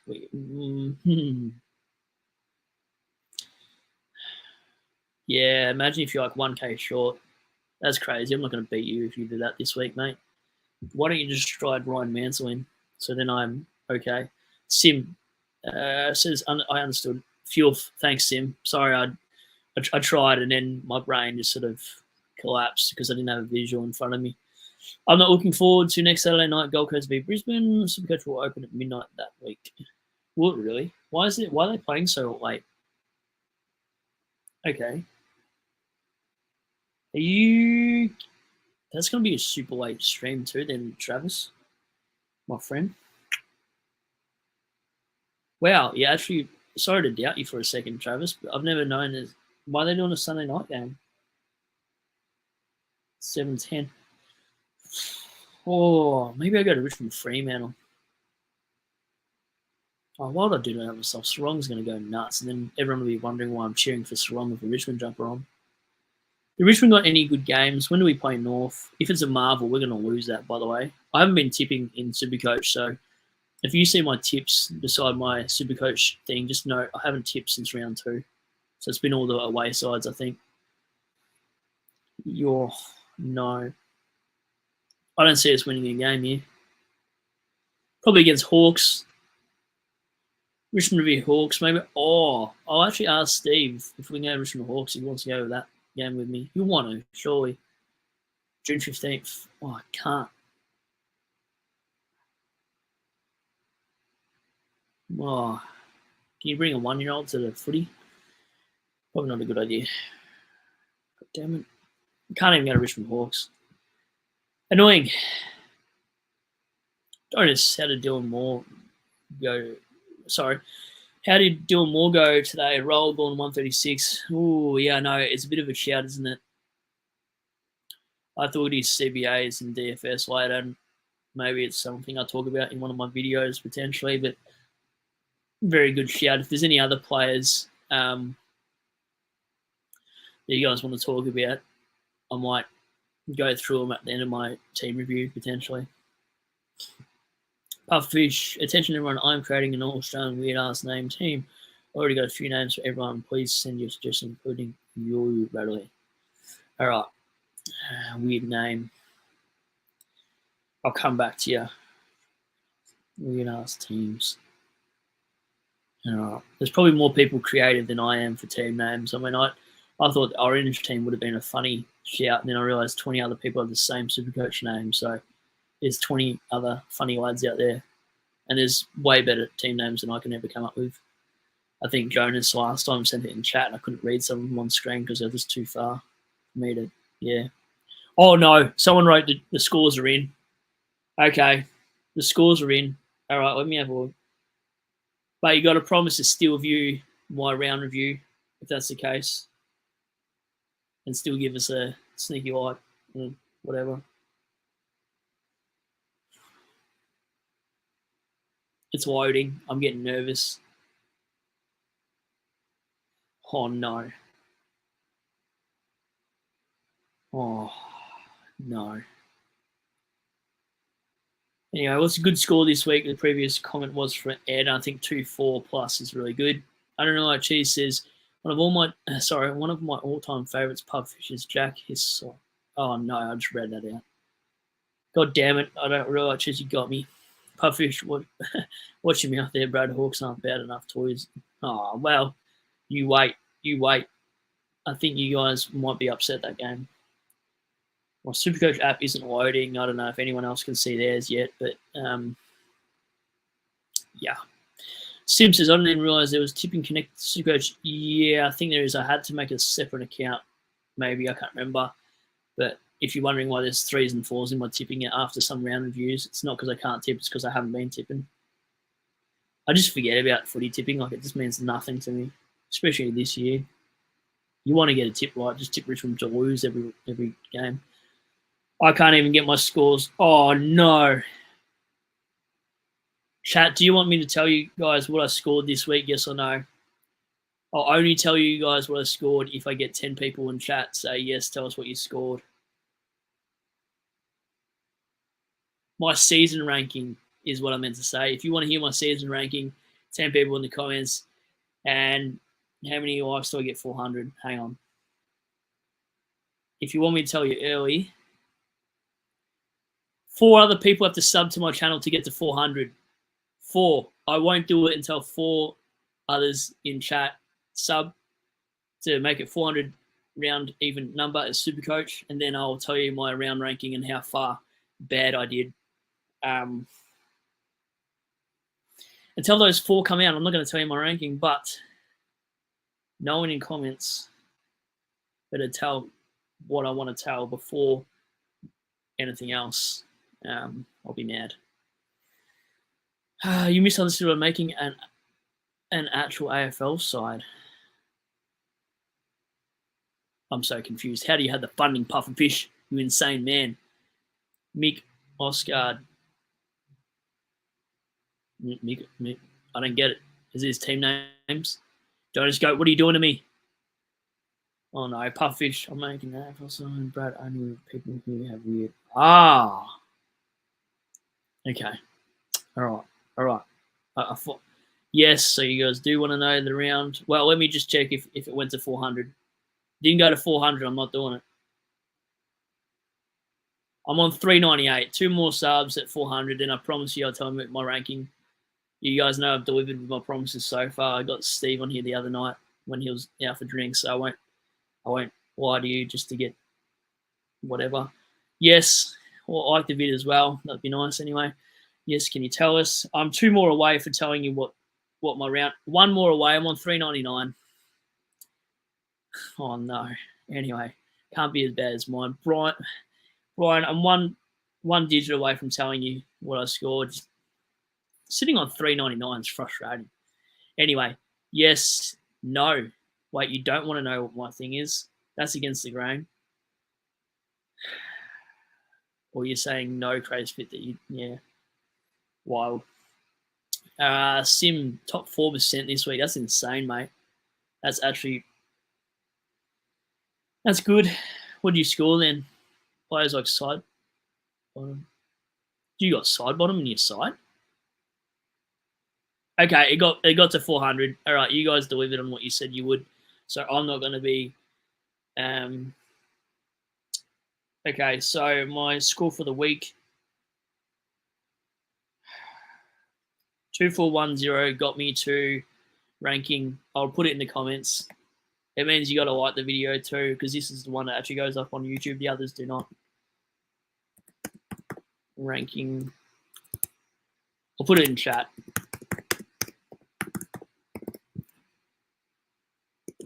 I'm not as bad as I would have thought it'd be, but it's in there, so whatever. You can see it down below. Anyway, far out. Got a dead leg. Oh, a really dead leg. Not the third leg, the second leg. Pupfish, top 3% this week, top 2% overall. Huh. Mate, just keep swimming. Anyway, for those that don't want to read the chat, my season rank is 17758. So 17,758 is my total season rank. Not as bad as I thought it could be. I thought we were looking at a 25k plus potential rank drop, but there's positives that I've got cash gen and I've got decent players on field. I'm not spudding a crap side for you guys to look at every week. And rage trades I'll have a look at soon too and see what we got. But yeah, oi, thanks everyone too that did sub just for wanting to know my rank earlier from my team review. Probably saved you a 20-minute team review, but it'd still be nice if you supported. Oh, someone flogged me then and they unsubbed. That's pretty disappointing. You can't do that to me. That's an absolute catfish. Why are you on chat if you unsub after hearing my score? That's rough as. That's sad. Anyway, funny names. Well, I scored 2391. That's good. Top 1% for Jackson. Well done, mate. Can't believe just that has happened. Shattered. Anyway, that's my ranking right now. Ryan Bradshaw says, I was still right, still better than mine. I've gone down 24k last 2 weeks. Yeah. Well, I get Stewart and Reed back this week, so it means I don't have to field Gus there. Jones Goat, rank up to 822. Anyone else in the top 1,000? Chuck us in your score, as in your rank. Nice work, Goat. Yeah, literally, Sim. Good supporting him. Power break even. What's Power's break even? 115, so if he drops another 70, he loses 20k. So, and he plays St Kilda. I think he might be okay if Will Phillips is not named in that side. See how we go. Travis says Draper Fisher to Sweet and Holmes. Why Holmes? Travis? What money do you have in the bank? Because Holmes is probably not the shout. Why? Let me have a look. You look at Holmes. Holmes hasn't really charted up, does he? For 485, I'd look elsewhere. He's turned up twice.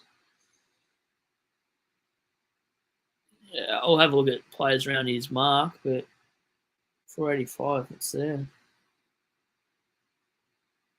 Interesting point. Who are you trading out for that one, Travis? For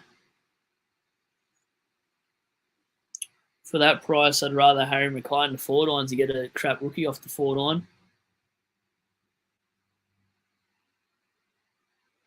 Yeah, I don't know. I don't really like anybody at that point. Maybe Bowerdale. Pubfish, Joe Sperry went up 70k. Goodness gracious me. Yeah, called it. Did call that one. At least that's a good shout for the weekend. So anyone that doubted me on Jace Burgoyne pick wouldn't have seen that coming. I had a feeling he'd have a good game, but I didn't think 117. I thought 90 was on the cards, if I'm being realistic. Jonas Goats, I just can't afford Dawson and Garcia for Massimo and Dempsey. Bloody Lions might survive again. Okay, good plan. I like that you like Dawson too. Makes me confident about Dawson when I see people in the top 1,000 wanting to go Dawson. Grundy to English.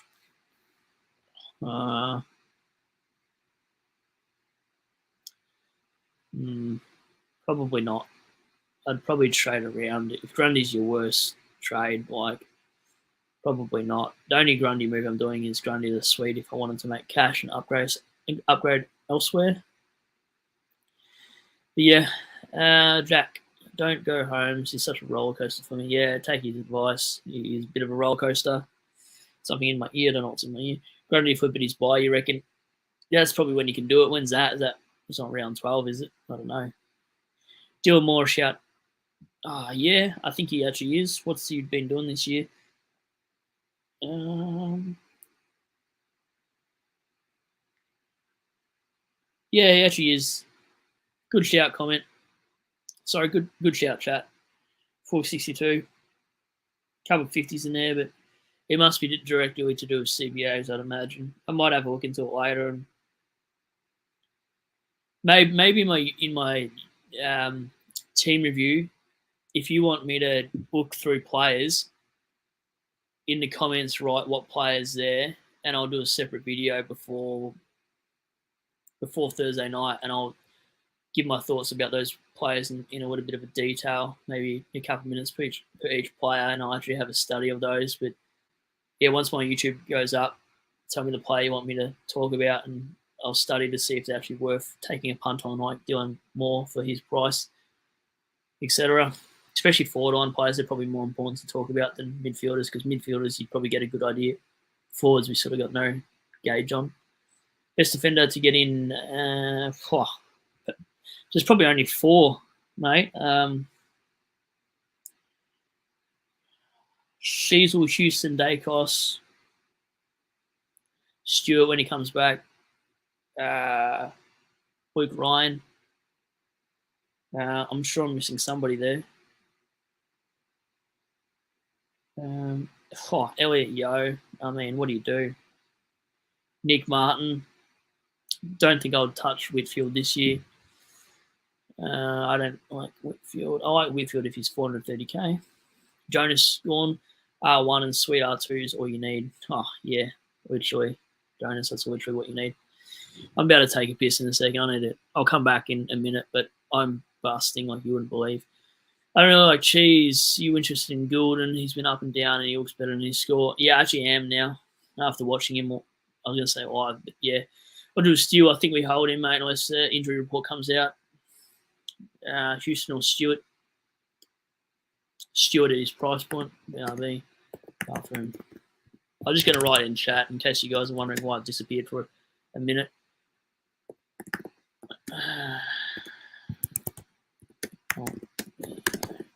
I can't hold it in, else I'll be stuffed.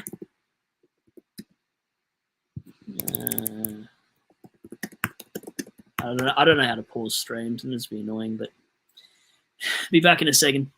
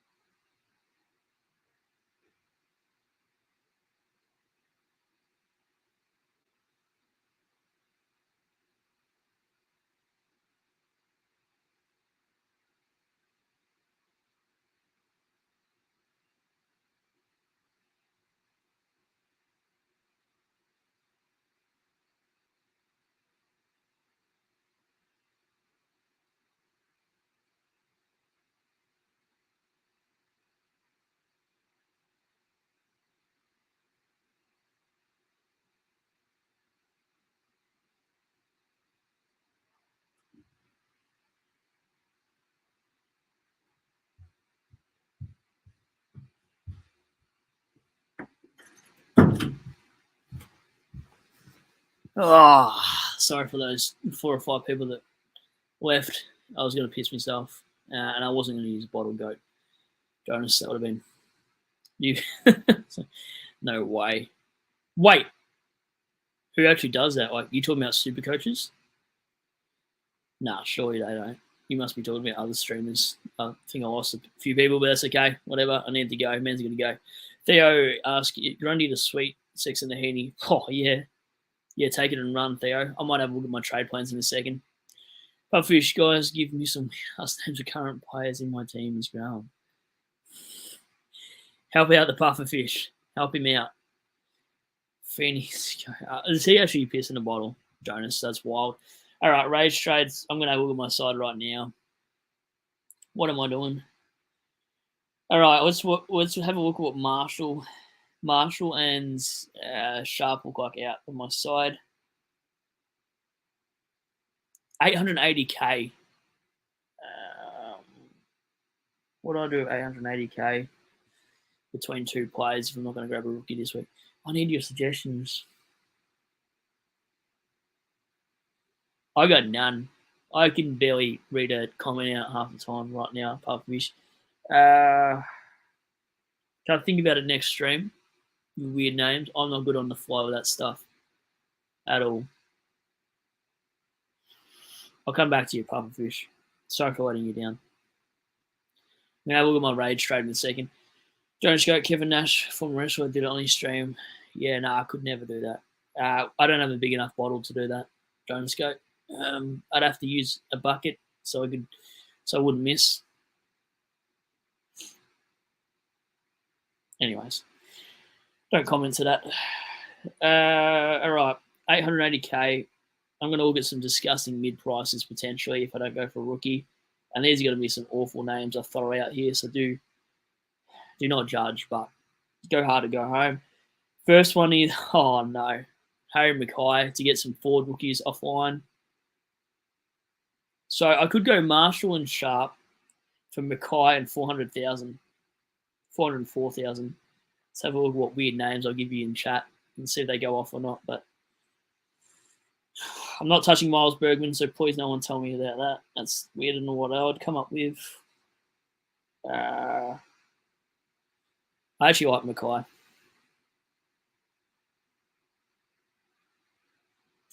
Imagine grabbing Jace Burgoyne now. I couldn't do it to myself. Mac Andrew, no, I've missed the boat on him. Okay, let's not look. Maybe I'll look at another forward potentially to get these forward rookies out of my view. Might do that. 404k for a forward. These are disgusting names in here for 404k. I don't think I can do that move. Harry Mackay's too much money for me to get another mid-pricer. Let's try something else. All right, if anyone had 880k in the bank for 2 players, no matter what line, because my dual position is insane, give me 2 players around that 400k mark that you think could go well. And don't name Burgoyne because I don't think he'll be near enough to be a D6 at this point. He was a good shout for a cash gen, but give me players around that 400 to 480 and I'll have a look. Puffish, I know about Dale. He's already one I consider. If I get Dale, it gives me... Sorry. I mean, this is ludicrous stuff now. This is if I don't go a rookie because I don't love rookies at the moment this week, to be completely honest. Dale and 422, that's awkward as well. That's like, as Shorty would say, dancing with your sister awkward. Jake Waterman. How much is Waterman, Jonas? Pufferfish, I'm not touching Dow. I was just saying that. As a Tigs man, I'm not touching him. Travis, a bit worth a shout. I've got boost. Sorry, I've got a boost. Draper, Fisher, Power to Turner. Sheasel sweep 68. I'd wait one more game on Turner, but I like the Sheasel sweep move. I just don't know about Turner yet. I'd wait. Ooh, I've seen a good comment in here. I can't rage trade. Everyone get off for a second so I can. Yeah, this is why I use the app and not my computer because my computer keeps freezing even mid-stream. It just looks like I'm not even there. Thomas Dow, yeah, I can't do it. Finn, I thought about this because I watched him play, and man, he was good. He breaks the lines so well in that midfield. So, know what his role will be like if he gets stuck on the wing or anything like that when Cogs comes back in. But what could I do with 420? Wrong 420, by the way.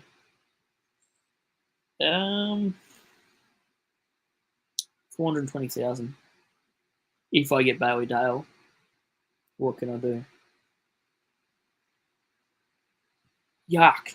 The forward one's disgusting this year. Like, actually,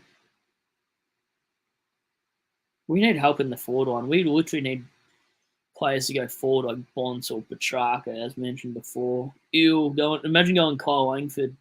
Nah, can't do that to myself. How much did May go up? I'm sure I'd probably miss out on May easily because he scored well, like I said he would be. Can't do May. I got nothing. It feels like the Marshall pick for 2 semi-primos is not on the cards with that money. Money is a huge issue. What happens if I do something disgusting, right? Well, it's not disgusting. Let's talk about Meek again, right?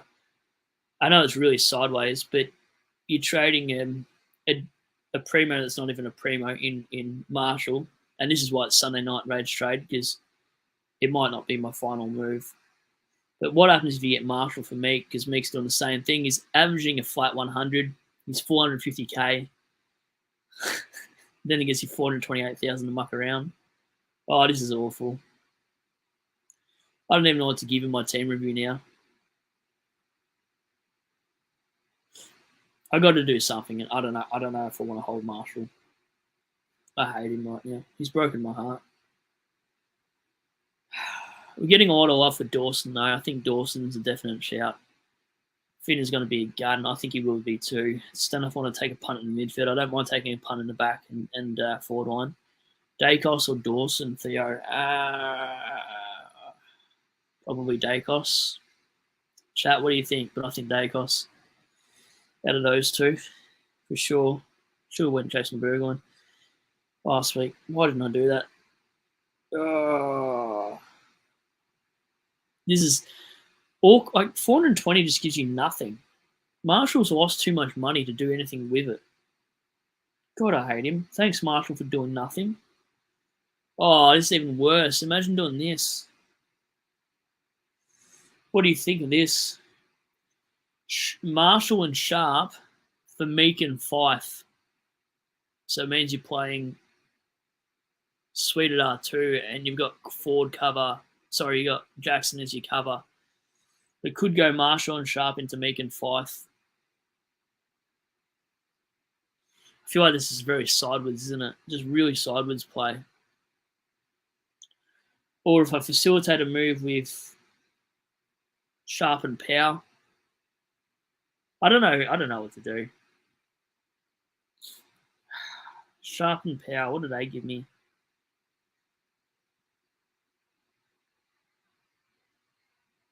Sharp and Power can get any primo and hold Marshall, I suppose, because they play North. Sharp and Power give me 750, and that's a lot of money to work with, especially if you go rookie. What else I was going to do with Sharp? Power you can probably hold, though, maybe. But he's going to eat cash. It's the issue with picks like that. I don't know who to trade out of Sharp, Mass, Power, Marshall. I'm generally stuck this week. I'll be looking at my phone too long if I keep doing it. I'm trading Mick for Sweet. Yeah, see, I've already got Sweet. It's only really if I'm doing Marshall, it's far out. Just doing my head in. This is why it's rage trade night. Jonas says, I wanted to keep Meek, but Sweet had an emergency on the bench, so he had to go. Yeah, a lot of people have done that. Even I saw that with Cherry as well. People did that with Cherry. So it makes sense. Sim traded out Dempsey, Massimo, Steele. It's a sweet Dawson Anderson.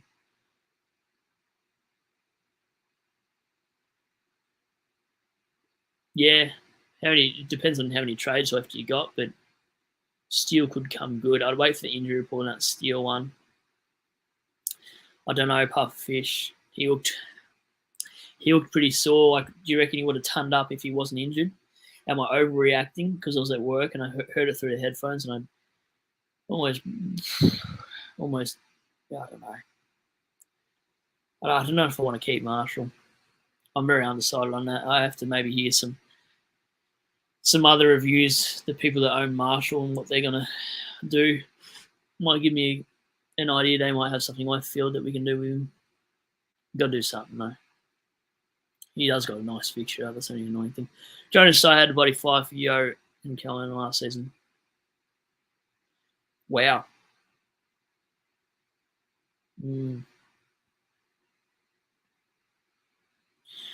Anyway, how do I say it? Zora. Yeah. What are you saying? So Dempsey, Grundy, and Mass out for sweet Stuart Merritt. Oh. Yep, chuck it. Why not? I like it. Travis says Fisher Power to Cheezel. Sweet with 76k in the bank. And figure out what to do with Draper next week. Cheers, bro. Yes, it's exactly what I'd do if I was you.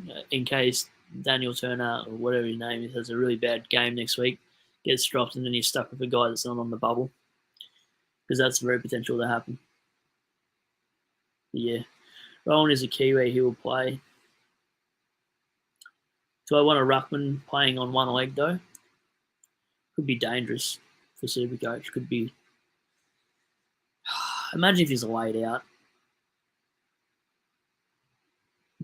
I don't know. What in chat? What do you guys think? Do you hold Power? Do you not hold Power? This is his scores, just to get you a glimpse of it. If you don't have Power, Power's gone.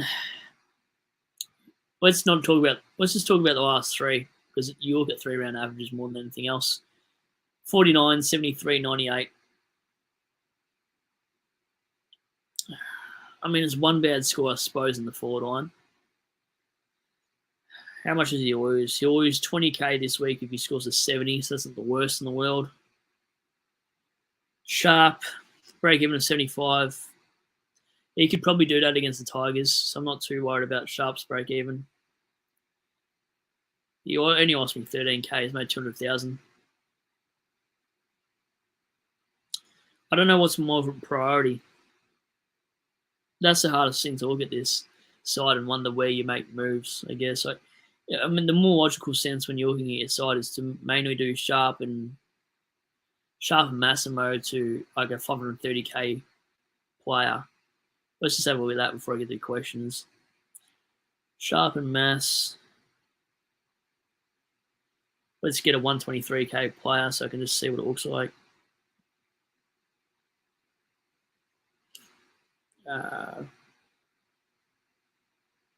Even 148. How did Jake Rogers not go up money? Am I missing something? Oh, he wasn't even. He's on the bubble this week. He won't be 200k. Why did I think he was going to be 200,000? Jake Rogers from Gold Coast or Hugh Garcia? Who do you go?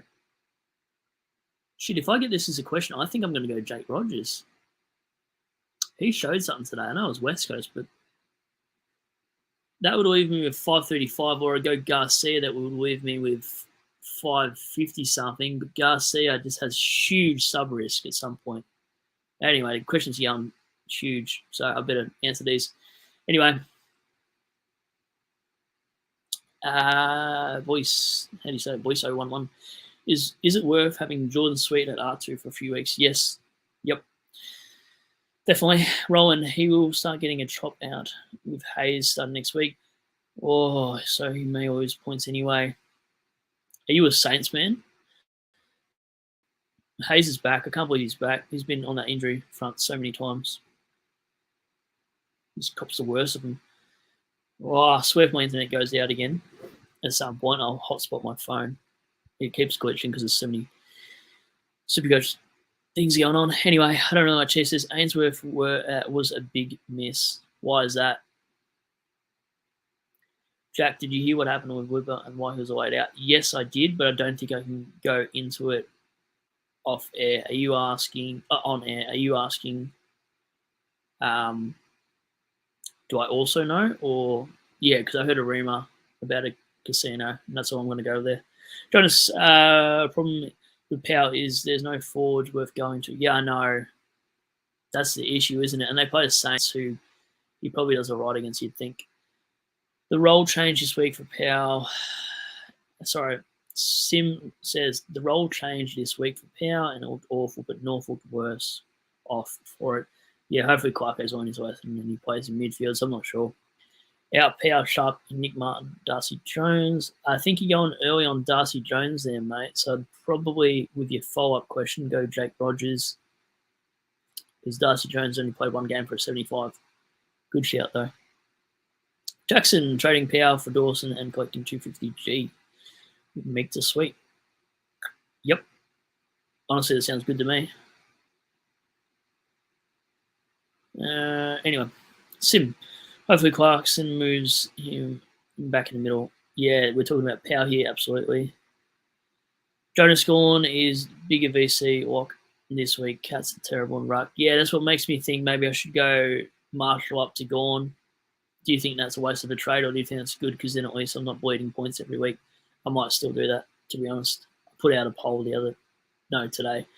Judge Coach says, Brad, you can just say it. It was just rumoured and you're all good. Anyway, what I said was said and it was just rumoured, but oh, man, I don't know. I don't want to know, especially if I'm a Doggies fan, but I'm not. But, yeah, I don't know. These players get away with a lot, to be fair, too. It's only if you're not a big-name player that you don't. We've already seen that in the AFL. That's what I think anyway, but I don't know. It's whatever. Who really cares about it? Puffish, does Bonatelli make my weird ass thing? Probably does, if you're just basing it on their surnames, yeah. My best mate hates the name McCluggage. She's like, I hate him. He always racks up the ball, but I hate his name. It just sounds weird when commentators talk about him. I'm like, yeah, he's got a weird head, but anyway, whatever. It's McCluggage. He's not even SuperCoach relevant for me. He's probably draft relevant. He's probably not even owned by 1%. Don't even know why I'm talking about him. What are the other rookies we'll get on the bubble? I feel like it's only 2. Am I missing something? And Jordan Sweet. So Jordan Sweet, we should probably talk about him. He's got a negative break-even 113. Like, that's actually unreal. If he scores an 85, he makes 90K this week, so that probably puts perspective. Let's just look at break-evens, the highest break-evens. Garcia, Riley, that is, from the Doggies, has a minus 74. He scores a 45 and he's going to make you 55K. Oikolia, a negative 43. If he scores a 49, he gets $42,000.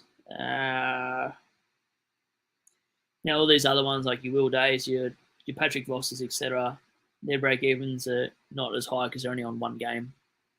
So don't worry about those ones. But probably if I had to go rookie watch, I'm going 1, 2, and 3. Jordan Sweet number 1, and then it probably ties out with Jake Rogers and Garcia. But based on the price, you're probably looking at Garcia. But I think he's more of a sub-risk than Rogers because they're using Swallow as sub for Gold Coast. Anyway, excuse me, something in my mouth. Puffish, already had McCluggage in my team. Yeah, excuse me. I don't know what it is, 8. I can still feel it from 2 hours ago. That's weird. Anyway, Sim, unless you get an outed where? I'm not sure I understand that, Sim. Yeah, you've lost me. My apologies. Jonas Goat, Puffish, GWS rookie, finish, go hard. I thought it was Goffard or something. Jacob Waterman, Waterboy. Yeah, absolutely. You're probably taking a Mickey. Anyways, went straight over my head. Cam, who is Marshall's most likely replacement? I think Tom Campbell, Cam. The bloke's pretty old, though. Let's have a look at St Kilda Ruckman. It depends if he's done an MCL or PCL, etc. It actually might be a stint on the sidelines for a while. And if we just go into St Kilda and we click Ruckman, Tom Campbell, Max Heath. Max Heath is injured. Tom Campbell. Who did Campbell play for? I swear he played for a different side before this. Tom Campbell. I don't even know how he's still on the list. He's 32 years old. Me and Campbell are the same age. There you go. Anyway, who did he play for? Did he play for the Dogs? Seriously? He did too. He hasn't played footy in a long time. He's played 2 games since crossing the St Kilda. So, I mean, if Rowan Marshall's done, we're bringing in Campbell next week too, potentially. In all seriousness, like if he's actually done an MCL, PCL, we're looking at, depending which one, it could be a 6 to 12 week injury. If that's what they were sort of saying on the radio, they reckon it was a PCL, MCL. I can't remember which one particularly, but we could have rookie ruckman and upgrade elsewhere. But they don't have kids, it looks like, anyway, in the ruck. Max Heath, I don't know much about him, but he's on the injury list in Supercoach. Pupfish, Jonas Goat. Yeah, did you realise Jonas Goat's name's not Jonas Goat? Travis, who's more consistent between Cheadle and Sarong? Flip a coin, they're both consistent. I'd probably rather Sarong in that battle because he's more of a captain option. Anyway, I don't know what Cheese think Marshall and Steele need a rest. I hope. Well, maybe they might against St Kilda. Don't do that to me. I'm scared now if that happens. Sim, at Pubfish, assume you have Marty. Oh, there you go. Pubfish, you getting some love for your surnames now. Hayes will. Oh, really? Yeah, I mean, you're the Saints, man, so it makes sense. But Hayes, I didn't really think about Hayes. He's a forward, so maybe he's got one we jump on. I think he's about 220k. Thereabouts from last memory. He's just so injury prone, isn't he, Rowan? I don't know. Get back to me on that. Jonas, there are a few ruck journeymen on read. Yeah, we'll get Naismith. He's an absolute journeyman. Rowan, he played on. I'm thinking he will maybe just give a rest for a week. Yeah, I know. I think you're right in that ruck division there. So that makes me scared. If that's the case, I might flip Marshall because what happens if they give him 2 weeks? I don't know. I'm seriously facilitating a move. You know what? I might actually just do that. Let's have a look at how it looks like on paper. Let's have a look at Marshall. Looks like from gone. Or I could go Marshall to English, but Marshall to English and bank 120k or Marshall to Gawn. Gawn's averaging 136. English is averaging 114. That's a huge gap. There's 20 points per week he's got on the second best ruckman. To me, that's wild. And I don't know if I like any other midfield rookies. So maybe there's a lot of forward rookies. So maybe Matt Rogers comes into play. So how many Gold Coast players can you have? But listen, hear me out here. If I get rid of, has to be 300k player. I can't even get rid of Buku for anything. Buku, why did you not make enough money, mate? Seriously. Sharp v Richmond or Massimo?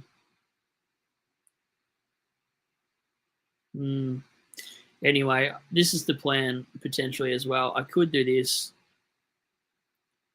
Could go Marshall and Mass to Gawn and Rogers.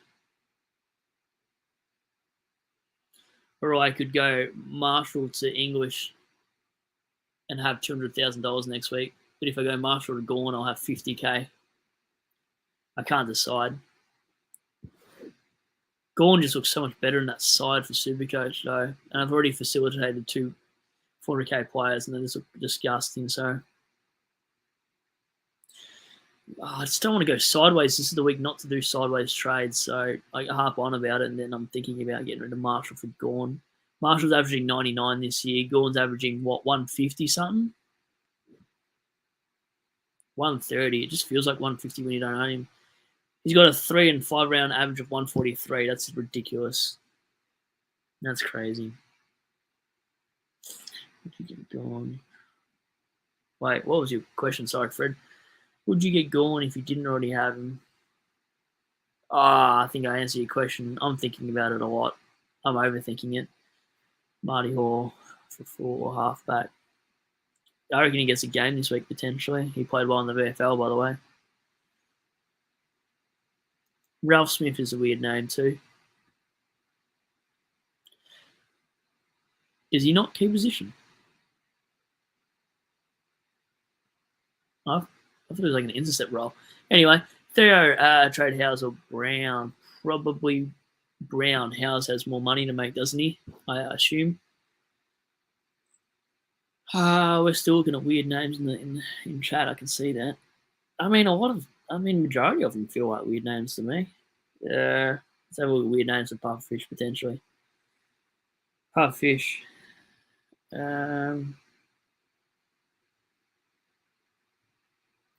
Dunkley is a weird name. Who decides Dunkley is a name?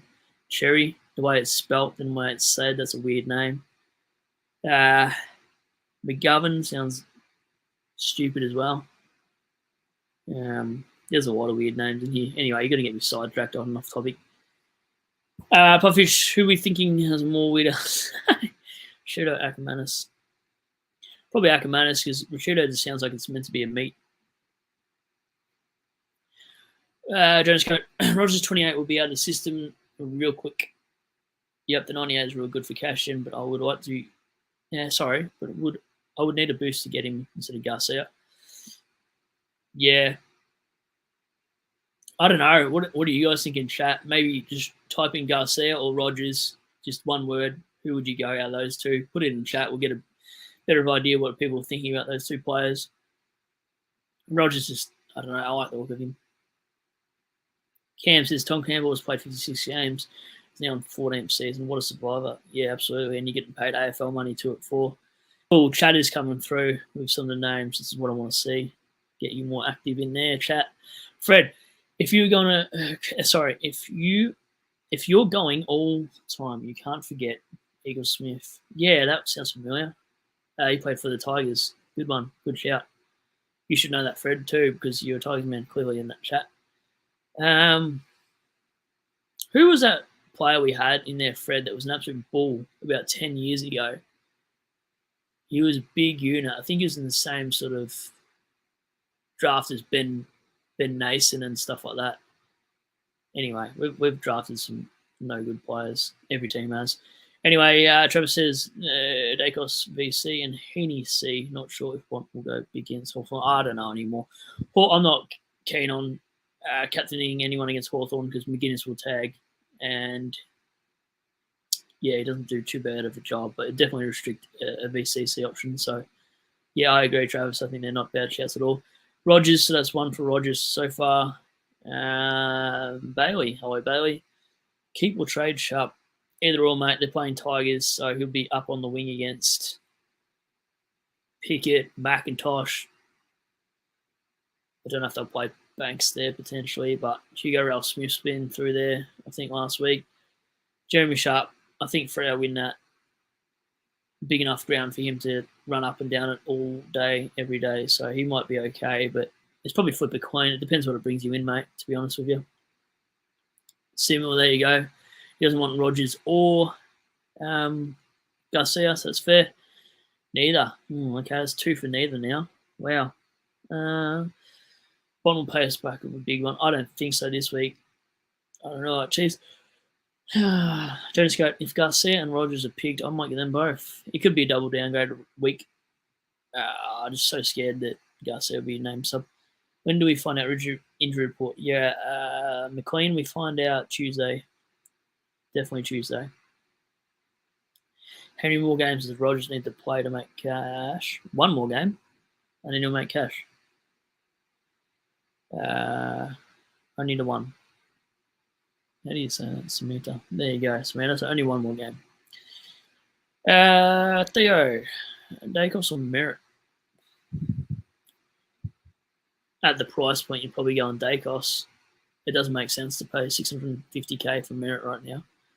Dacos can do the same job for $100K cheaper, I assume. Would be my answer to that, Theo.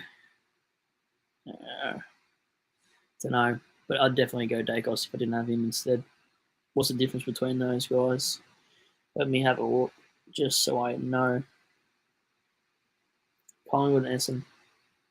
Oh, there's actually not a lot of difference, to be honest, Theo. But the DPP helps, so probably Dacos, I think. 50K more is Merritt.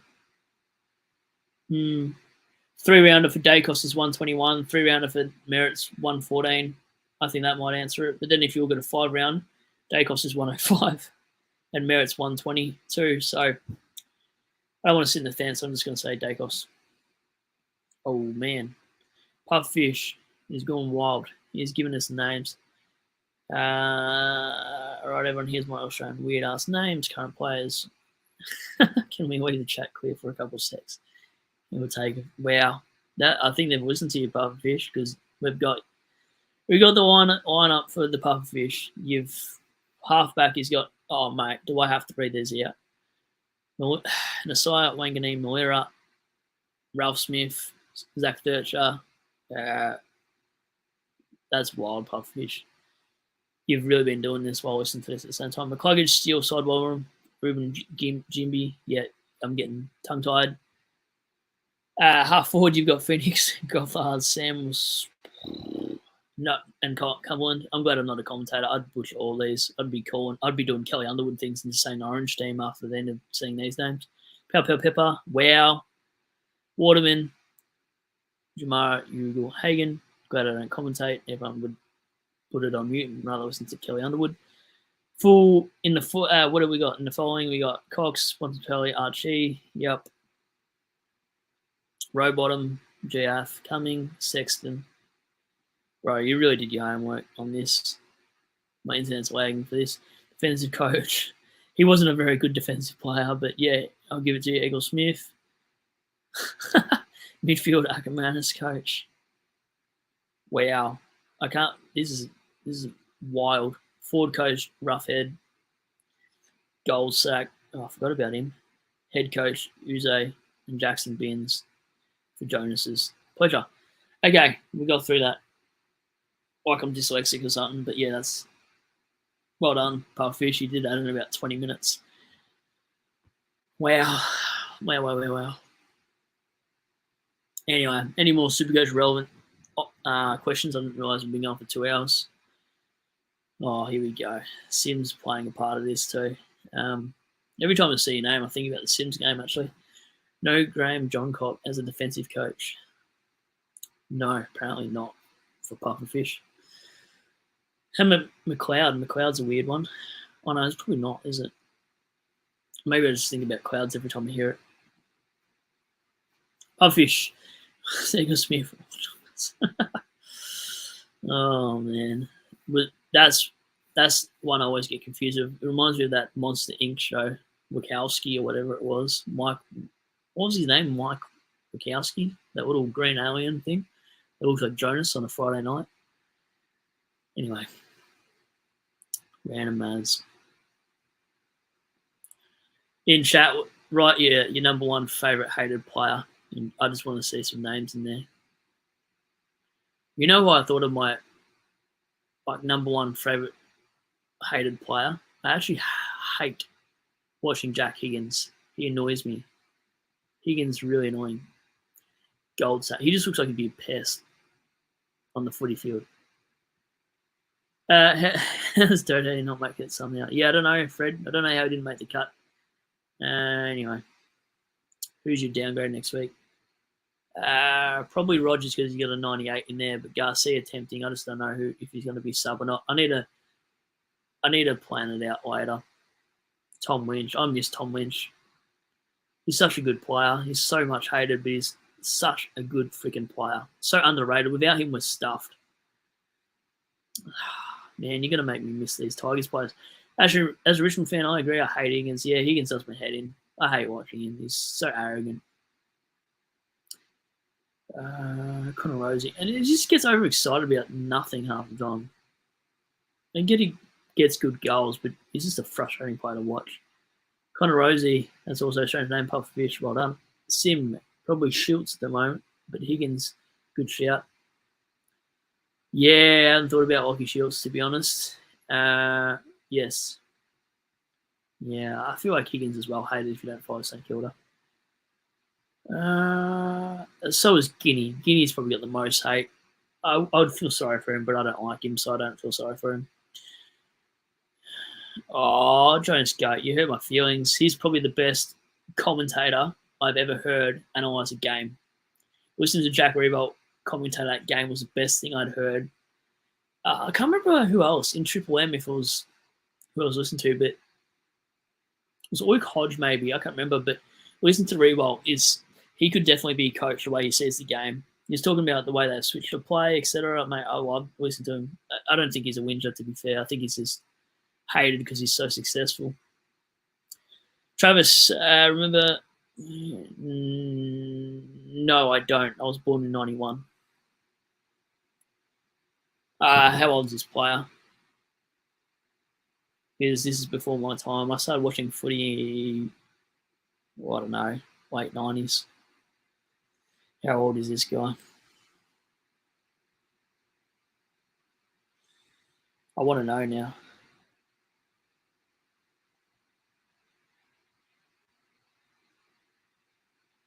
He is. I played. I can barely find him. Anyway, I'll pass on that. I don't know if you guys are joking that he's a real player. Sim, Rogers worries me in the Darwin game coming up. Rose is out for 6. Sorry. Rogers worries me with the Darwin games coming up. Why? What am I missing here? Rose is out for another 6 is good for him. Why does that worry you, Sim? What am I missing here? Oh, 466. Yeah, I think he's going to drop down to about 444, by the way, in a couple of weeks. Doesn't look good. Jeremy is the best. Whoa. Whoa. All right, where am I? All right, Pupfish. All right, thanks for another ripper night, mate. Got to head off to Barrier Reef, but we'll catch you next time. Yeah, mate, if you see this stream happen on a weekday, you know what I might, but if not, it'll definitely be a Sunday, as always, at the moment. McLean, Jeremy and Dwayne Russell are not TV colony. Yeah, I agree.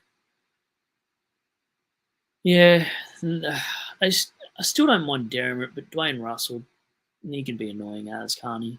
Kelly Wood, I don't know how she did a job. Kelly Wood, I just butchered her own name. Probably deserves it. Cam, he played in the Waffle. Did he? Yeah, wow, okay. There you go. You must be a WA man. Jonas, Revolt complained and widged to umpires everything. Okay, Jonas. Okay, Jonas. Do you know how many times as a Tigers man he was held? The amount of 2-on-1s and 3-on-1s I've seen, like jumper tugging, and he could barely get any of it because he was, yeah. I mean, if you watch the games properly, Jonas, you'd realise how many blokes were hanging on to him every time. Anyway, it's fair enough assessment, Jonas. McLean, the guy was called Adelaide. Yeah, okay. I had no idea. Robert's break even. I don't know. Ask that African wild animal. He would know. I don't know. What's his break even? He's 409k. Theo, I don't know if you're trying to get me excited. Got a break even of 37. If he hits a 94, he goes up another 25k and he'll be like 430k. Matt Roberts, 3-round average of 92, 5-round average of 93.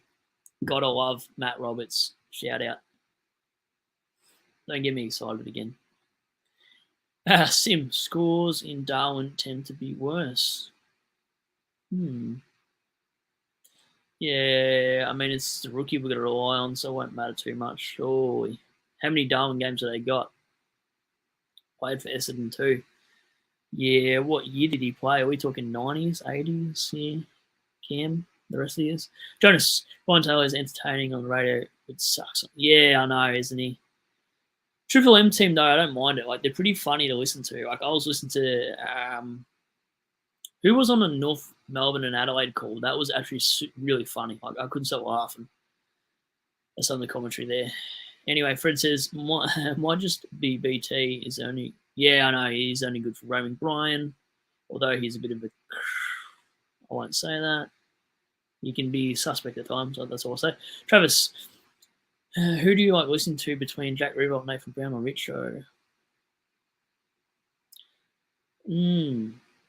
Probably Jack Riewoldt, then Richo. I don't know if I really think much about Nathan Brown too much. Although Nathan Brown betting corns is nice. Jack says, shout out to you both for creating the funniest meme about a player ever. Where can I find this meme? Is it about Matt Roberts, is it? I wanna see this. If it is. Craze Fit, Hayden Young or Jordan Dawson? Dawson, I think. Craze Fit. Thank you for everybody contributing tonight. It's been good, actually. Really good. Sim, round 9 and 10 in Darwin. I don't even think it's Sim. I think we should be fine. Bailey says, worth trading up to Gawn from Grundy or English. Well, sorry, worth trading up to Gawn from Grundy or English. Not English and not Grundy. I don't think so. Potentially Grundy, but I just don't see the merit in that. I mean, Marshall and everybody else seems worth the punt. It's a hard one. You really got to look at your team as a whole. This is Sunday Rage Trades for a reason, but as a whole, you've got to really look at it that way, what it does to your upgrade cadence elsewhere as well. Like, you're going to spend 200k, which is potentially what I'm doing to Marshall. So I don't know. Debuted 92 is Willie. Yeah, for Essendon. Okay. Wow. If you retired early 2000s, I wonder when he retired. Would make sense why I don't even know his name. I mean, I remember probably like early 2000s. I think I definitely remember like 02, 03, 04s. But apart from that, I don't go any earlier. Riley Bonner versus North this week. What do you reckon he gets?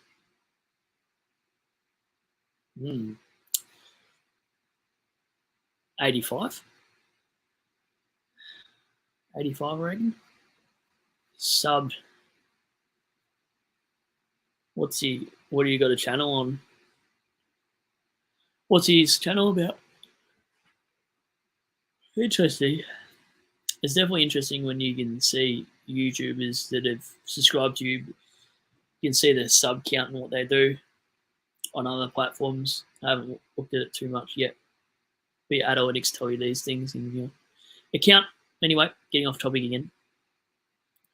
One will get subbed. Oh, imagine he does. Yeah, thank you. I have good subscribers. How's that one bloke or woman or whatever, though, putting me on 400 and then taking the sub off when I tell my team rank? That was shattering. But yes, now it is at 400, so thank you, whoever rebalanced that. That's nice. One day we'll get to 1,000 here. When that happens, I don't know what I'll do. I'll get really excited, though. How many videos have I put out? 180 something. Been doing this for 3 years. Should have done a live stream long ago, though. I feel like I missed a boat on that. Anyway, thanks, Jonas. Thank you, everyone, really. What? No. I just want to know if I get Gawn on English. For Marshall.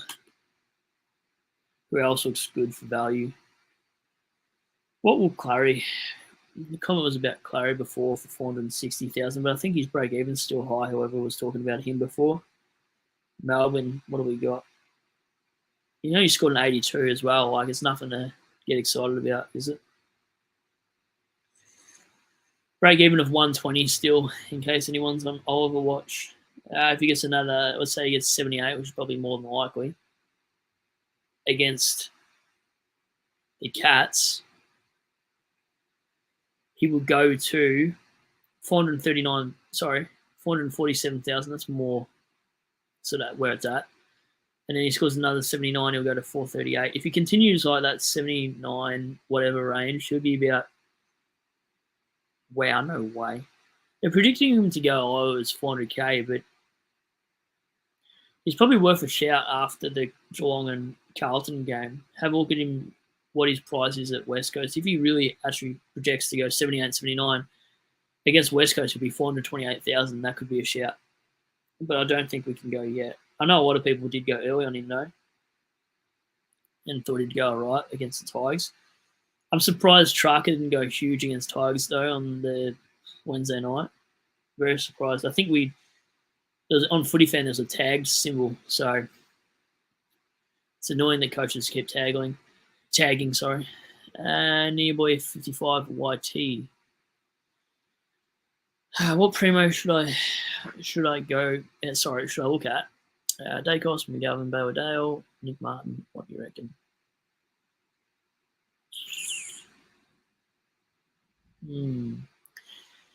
Oh, my 1, 2, and 3 would be Nick Martin, Dacos,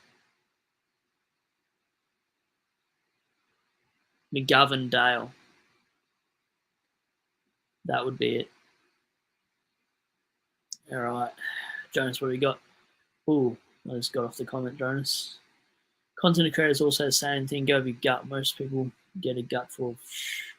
Yeah, they do. Yeah, I still obviously got to answer these questions too. You know what I mean? But end of the day, perfect example. I fell into a trap this week where I said on the live stream the other night. I took Miller captain, put in a poll, said Bonds versus Freo or Took v West Coast, and I actually didn't go with my gut, and it backfired bad because Took went 149. And here's the thing, right? Where did it go? Where was it? 78% of people in my poll from 51 votes said Bonds versus Took. I was on the Took side of things, obviously. So 22% said Took. And yeah, should have went my gut because Took went nuts. So 100% right, Jonas. Yeah, they probably should say that too because we don't want to advise something 100% and then it goes the other way and you guys blame us. I haven't had that happen yet. I don't think anyway. Maybe not directly, but no one's ever gone, oh, shit, you told me to go this and I did it.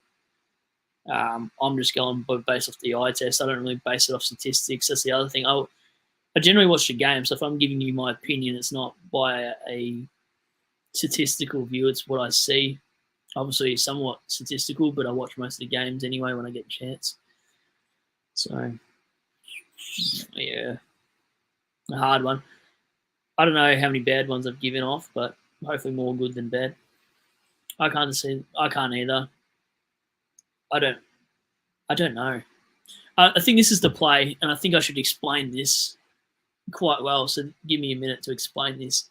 So I think the logical point of view for Rogers and Garcia is, let's say, for the 22 still following, hear me out. I think with the games and how they pan out next week in round 8 for this, let's say you got 2 rookies, right? You get a fallen primo. Maybe you don't pay up, right? You hold 25K, I think it is, because Garcia is 125 and Rogers is 148. So you hold 25,000 in the bank, and you see if Garcia is named sub, and if he is named sub, the next game is 7:10 Brisbane and Suns, and you go and grab Rogers instead. Although you'll need DPP to do it because one's a forward and one's a midfielder. So what I would do, I don't know if it can be done now that I'm thinking about that because they're in different lines of field. Maybe you can't. Anyway, the move in my head said that if you go Garcia and his name's sub, you could always trade, if you can swing someone to your forward line, you can always trade them to grab Rogers instead. Because if Garcia's name's sub, he's a dead rookie. Because then his cash gen's going to be so slow. Ridiculous. You looked at, what's that Hawthorn player, Hurstwaite or whatever his name is. So he's got so many sub games that he's actually lost money. And he started off at like a 190 or something. Now he's a 150K rookie. So sub games completely hurt you. We've seen it with Carroll, we've seen it with Jai Clark. And then by the way Bevo was speaking about it almost seemed like that Garcia was going to be named sub if Wibber was back in the side. So I don't know. And Dimmer seems to like playing the older players as subs from what I remember. He did play the kids as subs, but he definitely liked to do other things as well with the Richmond side. I don't know, Fred. I'm thinking Rogers at this point. He's got a 98 in his system. I think that's going to be the hot topic on everyone's channel is which rookie. Maybe I'll just say go with your gut. It's hard. I mean, they both look good. I mean, particularly Rogers did, didn't he? Maybe we base it on fixture, but they've both got nice fixtures coming up, I reckon. Let's have a look. You got to remember Rogers is a forward as well. So as in like he plays forward, like he's a pure midfielder, pretty sure. He's 148k, but the Suns have Lions and North and Cats the next three. Who the Dogs got? Oh, the Dogs got. Western Bulldogs, where you at? Dogs got Hawthorn, Richmond, and Giants. So either way, both have not a bad fixture. Oh no, this is. I'll come for you next Sunday when Rogers does shit. Then I don't recommend either. Then I recommend you go with your gut. I don't want to be the reason why you hate my stream next week. I don't know. I think you only get a real good gauge of it if you know. I don't know. Dogs fans in chat, there's 20 odd of you. Any Dogs fans in there can tell us you reckon he's going to be sub. Some of Gold Coast fans, I don't know if there's any Gold Coast fans, but do you think Rogers is a potential sub? Give us what you think. I don't know. They both could definitely be sub candidates though, the way they play. Travis, my forward line, Flanders, Reed, Comben, Berry, Garcia, with Campbell from Richmond, and Livingston on my bench. I'm happy with my other positions. Just reading this as a whole.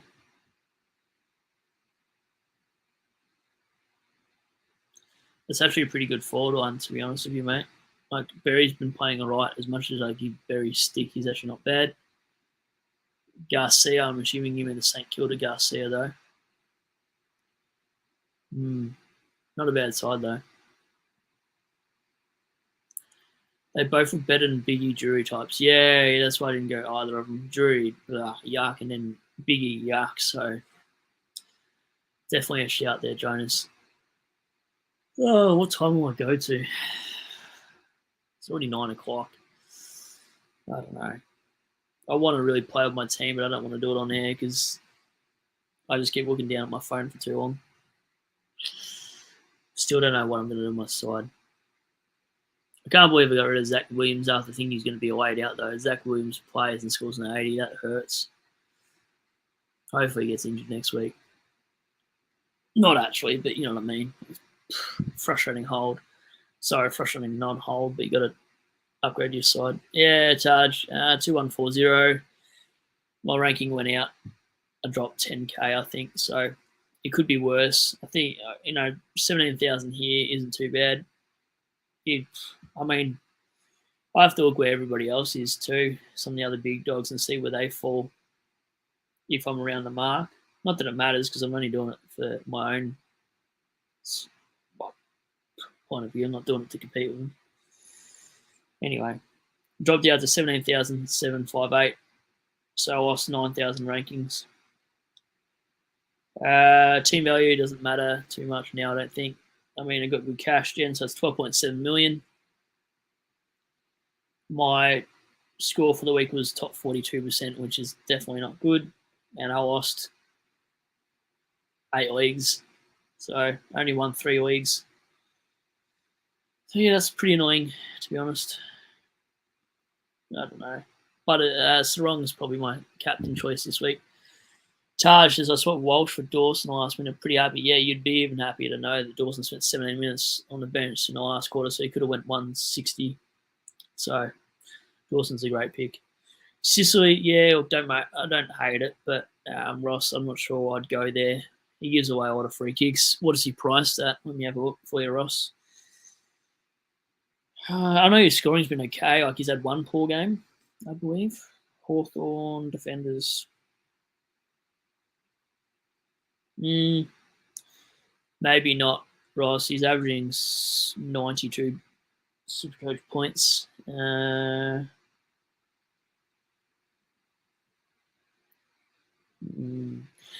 His scores are 43, 123, 89, 95, 92, 100, and 105. So I don't know if I love that pick. Yeah, I just read your comment down there too. Always scored around 90s. Let's have a look at the defensive line just while we're talking about defense, I suppose. What do we got? I'll go by average. So Luke Ryan, Sheasel, Yo, Houston, Dacos, Martin. They're your top six, and they're very good top six. I don't know if I'll look at Yo, but you're looking at 90 average for a 530k player. In your defense, you may as well go Whitfield. He's 543,000. He's averaging 108.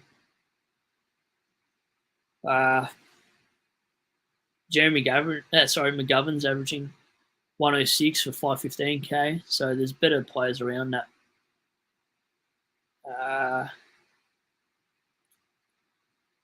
Yeah, I don't see the reason. Like, he's a 26th ranked defender. Sinclair's not a bad shout for 529 if you trust his body.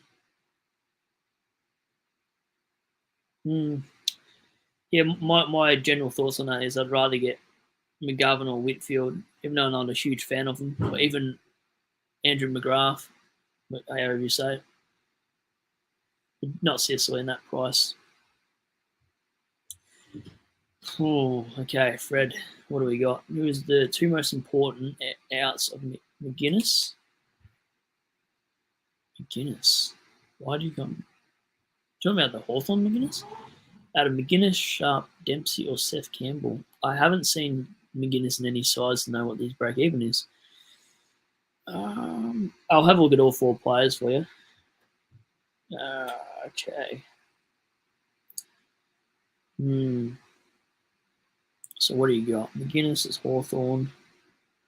Dempsey is Cats. Seth Campbell's Tigers, obviously. If I didn't know that, I shouldn't be a Tiger supporter. And Sharp. Let me have a look. Bear with me, chat. I want to answer this question properly.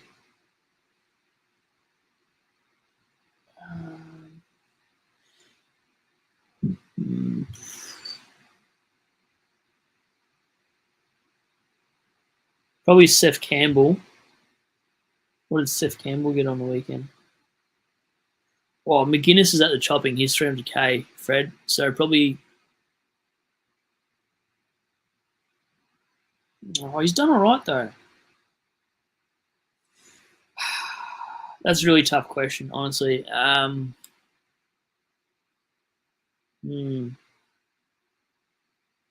Probably Dempsey and Seth Campbell. I think I like Sharp. McGuinness has got DPP, doesn't he? So I don't know. Definitely Seth Campbell, though. Break even. Oh, yeah, it's probably okay, actually. Probably reset his break even, Travis, mate. Oh, there we've already got it in the comments. Hey, welcome back, FPL. Zach Williams, 80, really? Well, you probably don't need to trade him out because if he scores another decent score, that other bad score the week before comes out of his system shortly anyway, of the 30-odd when he got subbed at half-time. So if Williams is the worst of your problems as an option, you're okay, Travis. Still don't know what to do on my side. I suppose I got 4 days to the side, don't I? Not bad. I want to optimize my. This is why I hate projections, right? I'll optimize my side. My projected this week is 2-3-2-1. This is why I don't like projected. It means stuff all. What have they predicted?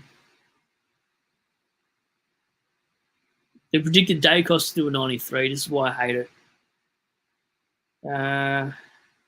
Is that really what they're predicting for Dacos? Sarong 115. I reckon Sarong goes 140. They're predicting Sweet for an 85. I think he does more than that. Yeah, nah. The predictors aren't right. There's no way. Anyway, that's not good. If it is 2-3 or anywhere near that, it's not good because everyone's going to make an upgrade. It's telling me to VC, though, Steele into Sheasel. That's disgusting. Did I even know Steele could be carrying an injury? Anyway, we get Harley Reid back, so he's not even in my predicted best 22 either. So, nor is Stewart. So that how it hurts my projected, because it doesn't even know that they're playing next week. So 2-3 without those two players looks like a 2-5. That's why I hate projected scores in a holistic point of view. Fred, I was thinking the same at this point. At the point in time in planning on Soldo, Dempsey. Yeah, I forgot you got Soldo. You need to get rid of Soldo. Dempsey and Campbell to Rogers, sweet gone. I think that's a very good move. Those are insanely good. Do it, mate. What's your ranking at the moment? Because that will certainly see you climb rank, is what I meant to say after all that. I think I'll give it another 15 minutes and then I'll check out. I'm getting pretty tired. We've almost been going for 3 hours. I don't know how I do this for so long. Then I can play with my trades and then upload a YouTube review and go off at my players and call it a night. Also, I want another steak at Porterhouse. Hey, you guys got any more questions in chat, Supercoach wise? Any players you're looking at? If not, I'll do this team review. It's not going to look good. I also want to know what everyone else is doing in their team review as well. Give me a better contrast. Seeing if I'm being passive-aggressive or not with Marshall. If they think the same thing, it'd be interesting to know, actually. Travis says, I stupidly trade out Zach Glenn. I don't think it was stupid, Travis. Just FYI, I think he was a chance of being laid out, so I don't think it's a stupid move at all. My back line is now Sheasel, Ryan, Yost, Sicily, McAndrew. Closely, Draper. Not bad, but you have to get rid of Draper at some point because he's injured, done a hammy. Yeah. Well, that's probably the least of your worries.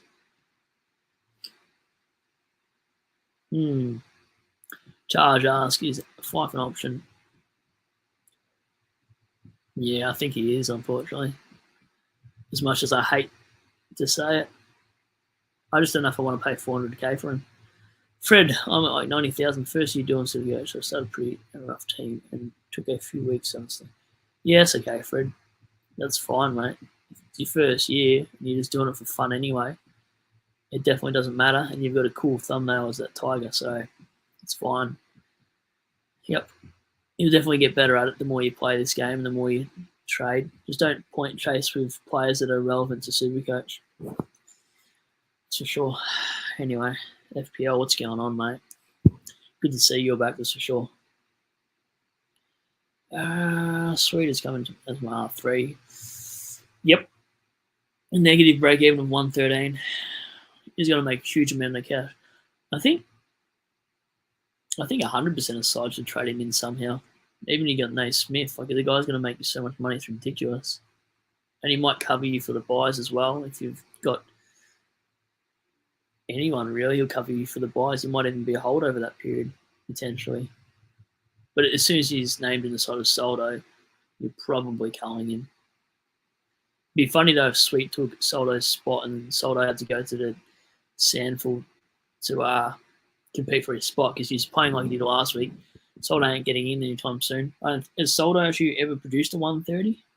Yeah, what has Soldo been doing? You can never get the consistency at Richmond. He's always playing with two rucks, obviously, with Nank there. Soldo. Nah, Soldo isn't that good. If you're looking at statistics on SuperCoach, his highest 125 and a 112, and Meek. Sweet does a 136. Didn't know you're still here. I don't really like cheese. Just kidding. Yeah, I mean, I think he is, but at what point do you stop paying up for primos? Like, cheese, he's at 654. Although in saying that, I'm looking at Max Gorn for 710. So he's averaging 132. What a miss. I think he probably is a must-have at some point. Cheese. FPL down under, then upgrade Tom Powell to an Uber Primo. I like it, FPL. You've always got smart things to talk about, so I rate that a lot. Travis says, I'm off now. I have some Vegemite on toast and a Marlow. Good night. This is very much like Shorty would do, I feel. Good night, Travis. Thanks for your contribution. Thanks, everyone, actually. I'm almost getting out of here myself, I reckon. I'm almost falling asleep. I don't know what cheese. He's had one good score under 125. He's killing me. What are you talking about?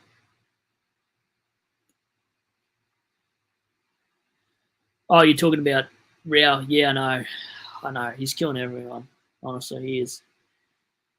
I'll answer a Richmond question in a second. Fred. Charges, I've got a boost. Should I get both Rogers and Garcia or grab Dale on a primo?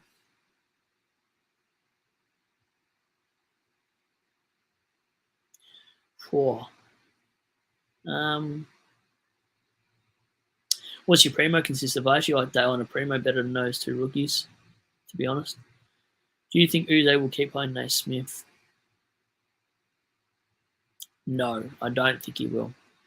Because he kicked 4, they'll probably keep giving games to whoever who's hot in the VFL. Maybe 1 week will be Cozzy, then Samson will play, and then Naismith will play. But Naismith has got to develop as a forward for him to be a genuine shot. Or if Nate goes down, yeah, then he will be. But I think it was just to double team Gawn, Fred. You're a Tigers man. What's your analytic on that? Like, sure, he's just using Naismith to counter Gawn. It didn't work, so I don't think it's a good move. Hooray, Brad. Sweet dreams of Gawny in your team. I think so, Ross. I'll talk about my team review. I don't really know. It's very hard to understand whether to pay up for a bloke that's averaging so high, but he's averaging 140s, which is like 20 above the next best ruckman in that line. So if you're 20 points a week and we've got another, whatever it is per, I don't know, it's just still in my head mathematically. Do I get rid of 2 rookies, get a Dawson, so Dawson versus Marshall, or do I just bite the bullet and grab Gawn and hinder my upgrade cadence for the year? I really hope Marshall just gives me the clear out and he's injured. Anyway, I don't know. I'll look at it on Tuesday on the injury list. The primo would be Flanders or 580k. Nah, go Flanders, mate. I don't even have to look at that. Flanders for 580k. Sorry, Flanders all around 580. I'd go Flanders because you're getting rid of a bad rookie in the forward line. So I am absolutely happy for the Flanders and Dale move over getting these rookies. There's some good rookies next week that I'll be looking at instead, mate. So if I could skip this week, I probably would, but I need an upgrade somewhere. And I might have to be to Gawn, who's averaging 43 points more than Marshall every week, which is ridiculous, which is a semi-upgrade in itself. The more I talk about Gawn, the more I want him on my side because I think I'm just getting smashed every week. I need to stop the bleeding. Baker is tickling your peanuts. Yeah, you're going to bring him in, aren't you? Yeah, it's going to be sad to watch the next 15 games, 16 games of him at black and yellow, and that's it. And then he'll be playing in blue and yellow instead. So West Coast Rule, if he's watching tonight. Oh, my God. And what are the chances? I actually didn't set that up. I was actually just saying that Baker will look good in your colours next year, mate, and then you pop up. Wild, man. I'm still in shock. Can I borrow a parachute because I'm falling that fast? Hopefully not for me, West Coast Rule. I'm pretty sure you mean your SuperCoach team, or else I'll be terrified. Because I'm straight as a bat. Just kidding. I knew you meant your team, mate. I think I need a parachute too, maybe, or maybe 420 nights of sleep. How convenient is that? Mate, it's more convenient than the microwaves that they bought out 100 years ago. I don't know. I'm sure there's people in the chat can tell me how long microwaves have been out. Just joking. They're not that old, actually. I don't got any dinosaurs in my page. The only dinosaur would be my dad watching, but that's okay. He's not really a dinosaur, is he? He's watching this. I do apologise, Dad. Yeah, Jones got Gawn and Grundy went 92-92 versus Semi last year. And Gawn BC is probably going on 150 this week. Don't do me like this, Jonas. You're really hurting me. I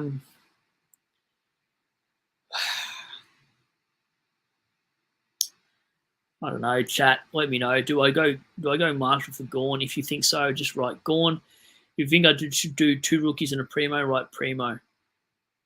Maybe I'll get a general feel, but I think at this stage, I'm going Gorn. I don't know.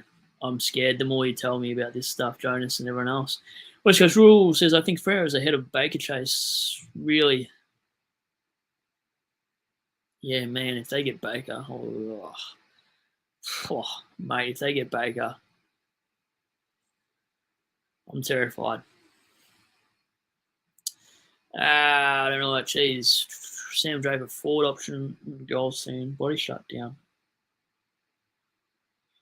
I don't know. I haven't looked at his scores, mate. But you're the Essendon man, so.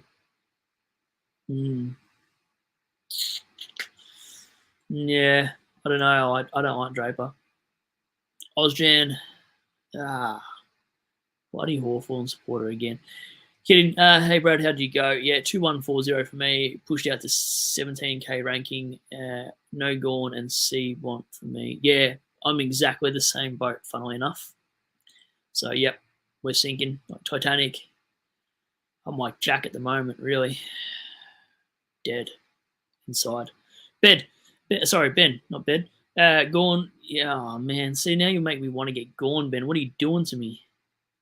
I don't really like cheese. Think you got to stop bleeding. I know. I really know. It's just so annoying because everyone's going to get a primo this week, and I'm just going to get Gorn who everyone's had for 7 weeks. Worked some out. No, I haven't actually rookie coach.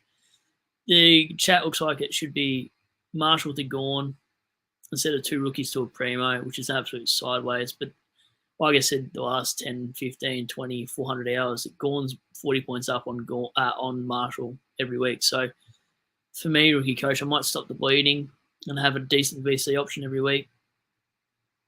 I'll talk about it in my review, but I think I'm going to persuade to Gorn and a rookie.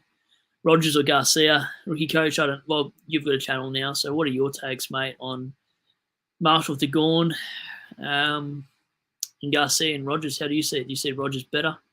Personally, at this stage, I think Rogers is less of a sub-candidate, mate. So, I don't know, chuck something in the chat for what you think, mate, because I'll be listening. Always happy to listen to other people in chat. 100%. Rate it.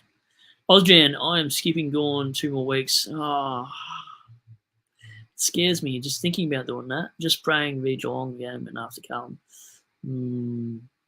Yeah, but I thought about that against Brisbane. I thought about that against Richmond. I thought, he's going to get points, but no.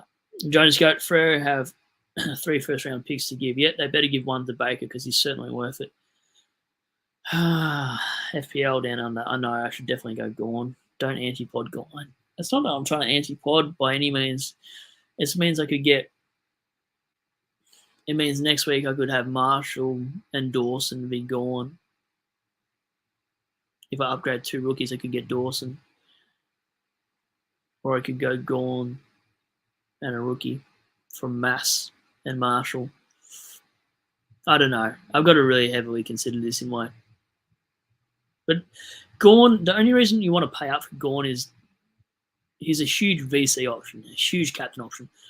In my side, I don't know if you guys have seen, it's such a hard week because I don't have a set VC like everybody else.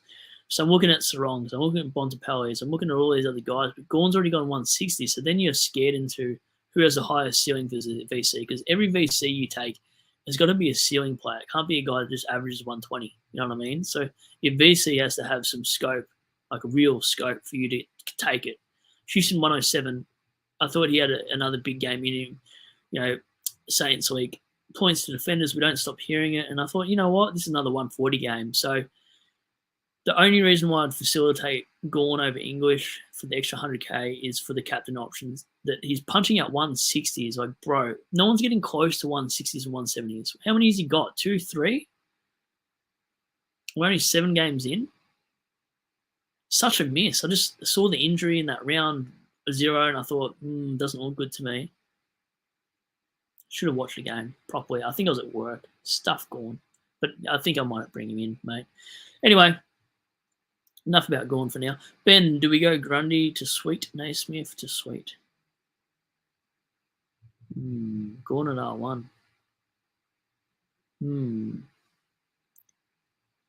This is probably one of the harder ones, actually. Probably Naismith to Sweet. I don't know. Probably Naismith to Sweet. I mean, Naismith's not going to make you any money. That's a really hard question. Yeah, probably Naismith. Let's go through. I've got him. I've not got him either, and can't get him this week. Yeah, we're talking about Gawn, aren't we? Far out. Rookie coach. All right, that's a solid plan. I think they are solid plans. Rogers look good, but they share the same concern. He could be sub, and that's what I'm saying in chat too. Is I view the same opinion that they could both be sub risk.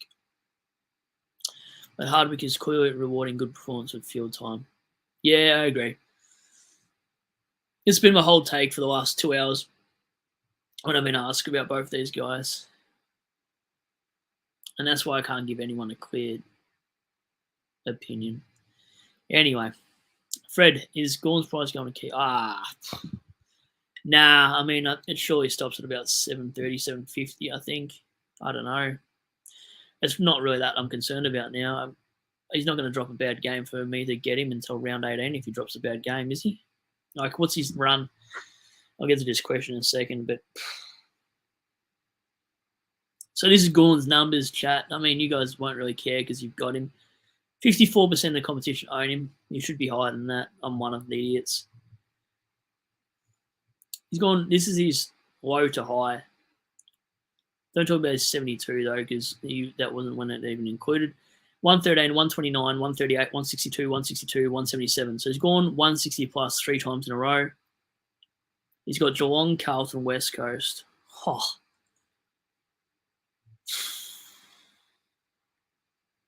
He doesn't got good history against Geelong, nor does he got amazing history against Carlton, but nor West Coast, to be honest, but I don't care. The form that he's in doesn't mean jack. Well, anyway, I'm scared. Gawn's break even is... What's Gawn's break even? 107. If he gets 148, he's jumping up another 20k. When does he stop peaking off?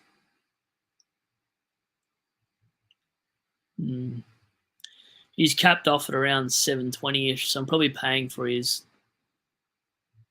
highest, but he's got West Coast twice still. Who else has he got that's near the bottom? I don't know. Who did he plummet?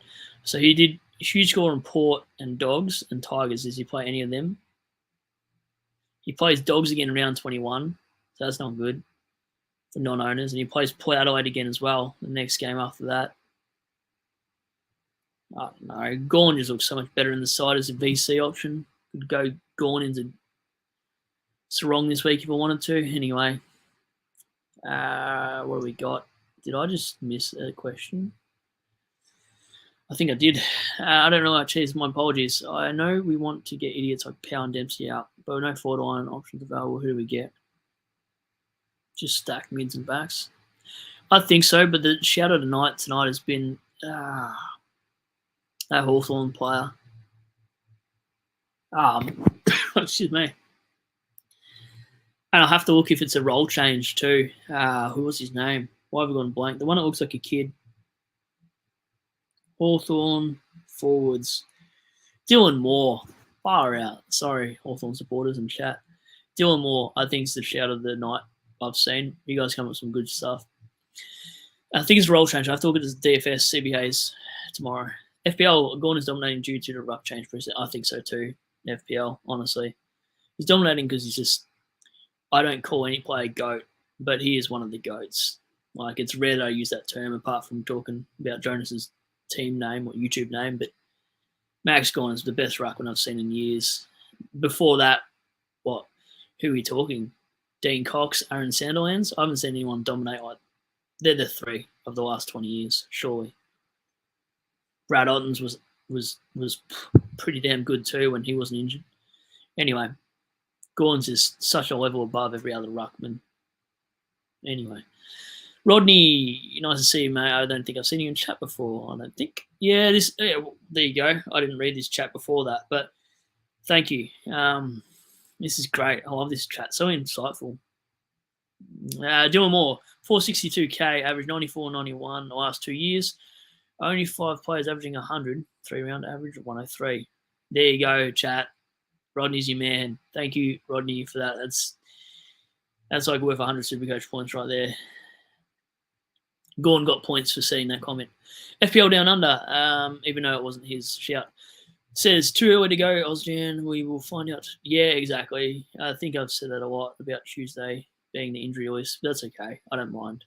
I don't get annoyed about that. Goat Jonas says, maximum. I know. Yep, just read out his scores before, mate. I've seen this man before on here. Yep. All week, Ryan. Feeling super torn between them. Who was your other pick, mate? I like Ryan if you can afford it, obviously, but he's got a good fixture. West Coast Rule, thinking outs, Dempsey, Sharp, and Cadman in Sweet, Garcia, and Green. Yep, tick, tick, tick, mate. Don't even have to think about that. Jonas Goat, Gawn plays West Coast around 10. Oh, yeah, I know. Thanks, Jonas. Thanks for reminding me. I was going to call it a night, but you guys are smashing out questions, so we'll go for a little bit longer. So get out any more questions because I'll call it soon, but it's been good. Well, I can't believe we're doing this 3 hours. This is insane, actually. Says, Gawn will dominate the Eagles. I know. Maybe I should get Gawn. I don't know.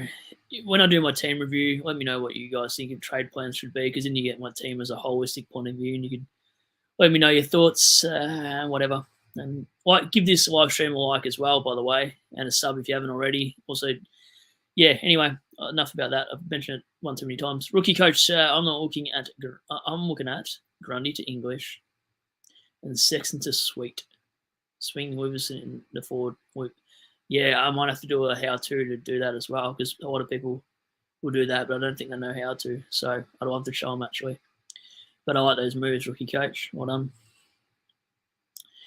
Jonas Goat, McRae, only 79. I know, yeah. Hard to recommend a forward this week too, because I would have said Bolton, Zorko, McRae. This is why we're all harping on about upgrading mids and defense first, because that happens. FPL, yeah, I agree. I was going to say Cox and Sandilands too. Yeah, mate, honestly, I couldn't split the 3. I kind of could, if I'm being honest. I think Dean Cox, Max Gawn, Sandilands. Don't know. Max Gawn and Dean Cox definitely share 1 or 2.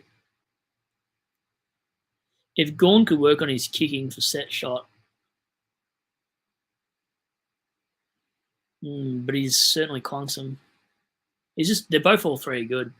But yeah, I don't know. That might be controversial, because I was a lot younger when I was watching Sandilands and Dean Cox, but I remember Dean Cox being an absolute jet. I would have been, yeah. Anyway, born in 91, so it's hard to remember those 2 players, a lot of them. Goat. I'm hopping Sean Darcy. Wait, what? I'm hoping Sean Darcy can. Sam Darcy. Far out. My bad, mate. Yeah, I think he will be able to hold F6 for a while, mate. Even with Lob in that side. I mean, he comes out for you, Hagel, after that. We won't talk about what happened there. But anyway, I think he'll be fine. Darcy's at least your rookie Warriors. FPL Down Under. Dylan Moore currently in the midfield. I think that's the consensus. I'll do a deep dive into Dylan Moore. I think we need it. I've got a lot of statements about him at the moment, so we'll go to it. Sorry, Ryan. Oh, Ryan, mate. I'm not even gonna read the rest because I'm already sold on Ryan between those 2. Yo's time on ground's pretty poor, and his injury history is too much for me to even consider if I had those choices. So, yeah, mate, I'm going Ryan every day of the week, twice on Sunday. Taj, everyone keeps talking about Gawn, keeping you late. Yeah, I know. Yep, everyone keeps talking about Gawn. He's caused me pain. Yep, back pain particularly. Rookie coach, I was impressed to see you were still alive. Dedication. I'll be recording my review shortly. Haha. Yeah, I don't know. 3 hours flies on this, to be honest. Like, these guys ask questions. I've taken one pee break and I've been okay, but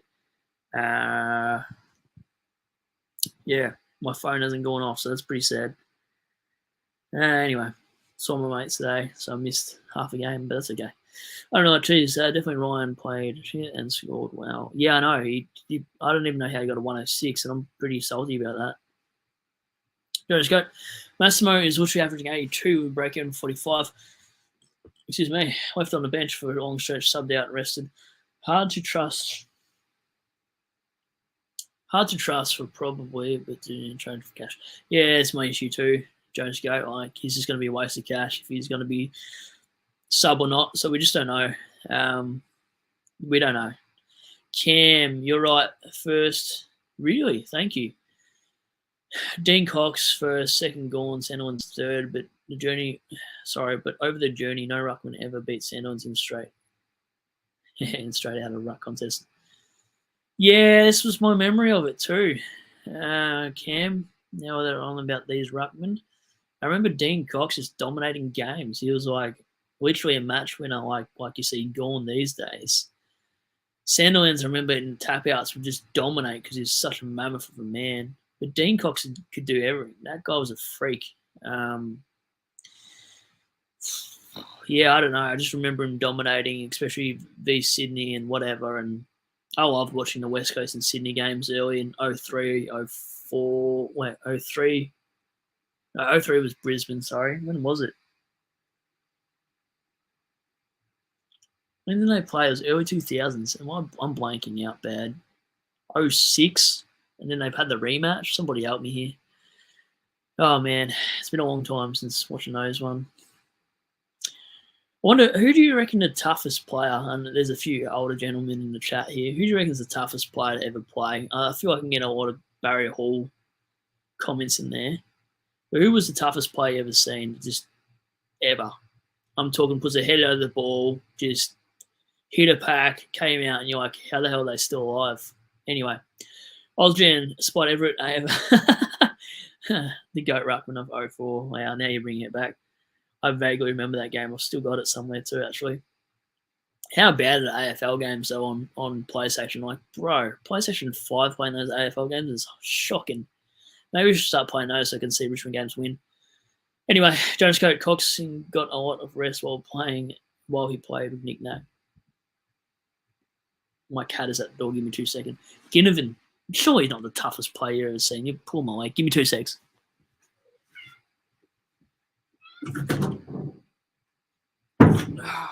Sorry, I had to let my cat out again. Oh, mate. Oh, yep, Spot Everest at peak was pretty damn good. And when did you retire? Because, again, maybe I'm showing my age, but Spot Everett.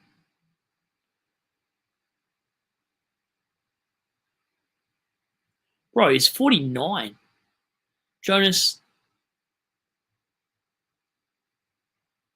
when did he retire?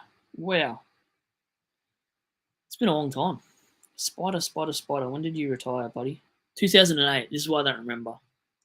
I remember who he is, but I don't remember much of him. Because I was probably watching games around 02, 03. Remember he had the weirdest haircuts, is what I do remember. Anyway, Spot Everett. 6'8", 103 kilos. Man was a monster. Ozjan. Nick Nat with Nick Nat with the new grabbing the ball out of ruck. Yeah, I know, wouldn't he? That guy had so much potential. I would have to say he's probably one of the top 3 players with potential, but just was too injury prone to ever get a full run at it consistently. I've never seen a ruckman run faster than that or just be so athletic. Like, the amount of chase down tackles that bloke had on midfielders was insane, man. Like, imagine if that guy got to like 300 games. We'd be talking about him as the best ruckman in the last 20 years, honestly. If he had consistency in his body, it was amazing to watch. Freak. Dacos, yeah, hardest player. Yeah, right. He was. I know you're joking, but like he's. Anyway, we won't talk about Dacos. Good player, but it's not very contested, is he? I mean, not every player has to be contested, obviously. But West Coast Rule, yeah, amazing. Yeah, that Coxie couldn't get a run 400 metres first training session at the West Coast and what he became. Yeah, couldn't run 400 metres. Sorry, I just read that especially. Yeah, what an amazing jet of a player. Absolutely. Glenn Archer and Michael Voss. Yeah, okay. I always heard Glenn Archer was like that. Maybe I should watch Glenn Archer highlights after this. I do remember he played for North Melbourne, of course. Voss. He's not tough now. Past it. Anyway, you know what they should do? This is one for Jonas Goat. Jonas Goat, what are your thoughts on they do like content creators doing like a boxing charity match between like SuperCoach YouTube, like I don't know, Shorty v George or something, or Hippo versus somebody, or imagine doing that. You know how you see the gamers do charity boxing things? Imagine a SuperCoach one. That'd be amazing. I'd love to see it. Tookie. Yeah, Tookie. Yep. Tookie, what he's trimmed down a lot too, took me on this year, I reckon. He was looking a lot leaner. Not so like rugby like anymore. Cam. Mal Brown from Richmond was one of the tough guys who hits guys when they're walking straight at him. All others are snipers. I believe you, Cam. I feel like you're one of the wise heads in this group chat. I might have it all get him later then, mate. Amazing. Jonas Goat, I saw Nick Nat destroy Grundy a few times, made him look like a primary schooler and jumping over the top of him. I bet. Cam, Archer and Voss, Worsfold never took backward spots. Yeah, I forgot about Worsfold, to be honest. I heard about that. Just the way they were. Mal Brown would hit anyone. Mal Brown. Oh, that's funny. We don't get that anymore. These days, I'm trying to think who the toughest player these days are. Melsham thinks he's tough. I'm not sure if Maynard thinks he's tough. I'm trying to think who I think right now would be in terms of like never takes a backward step. We never get to see it though, do we? Because like, yeah, that's a good shout. I just saw that there. Cal Ward. Yeah, bloke will get injured and then comes back onto the park. Is interesting.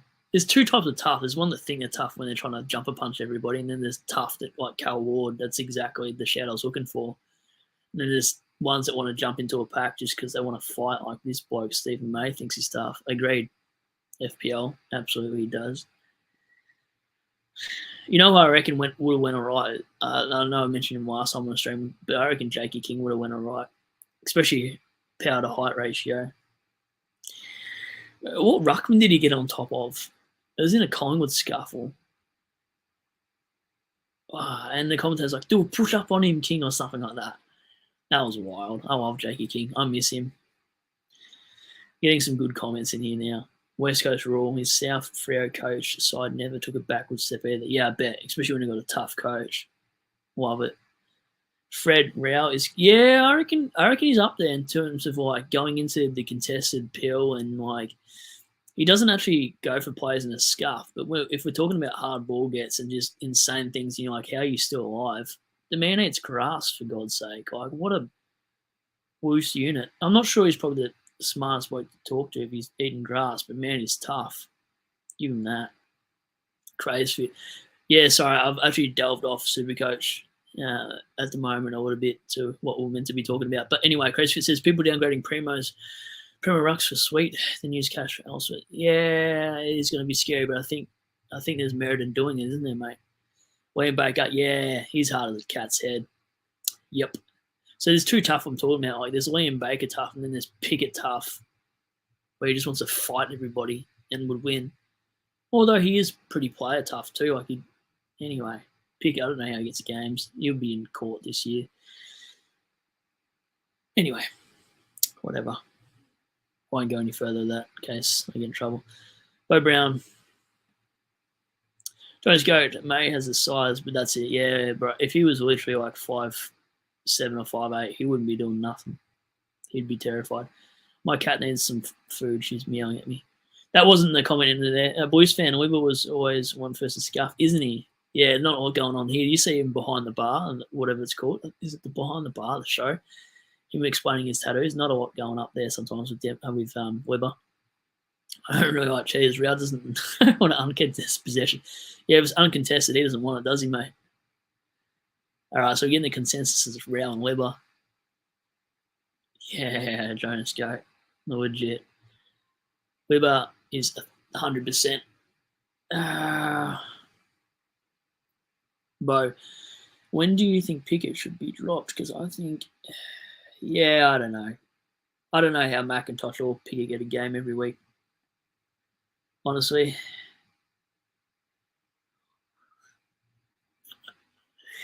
Oh no. This is going on YouTube, so I'm not gonna comment to this one. I'll definitely get in trouble. I've got no filter. Yeah, that's wild. Very wild. Why does it say on the live stream Freo Dogs chat? I thought I updated the chat. Whatever, you guys know I'm not talking about Freo and dogs. Whatever. Bruh. Yeah, you're talking about the comment above? Yeah, far out. What has this world come to, mate?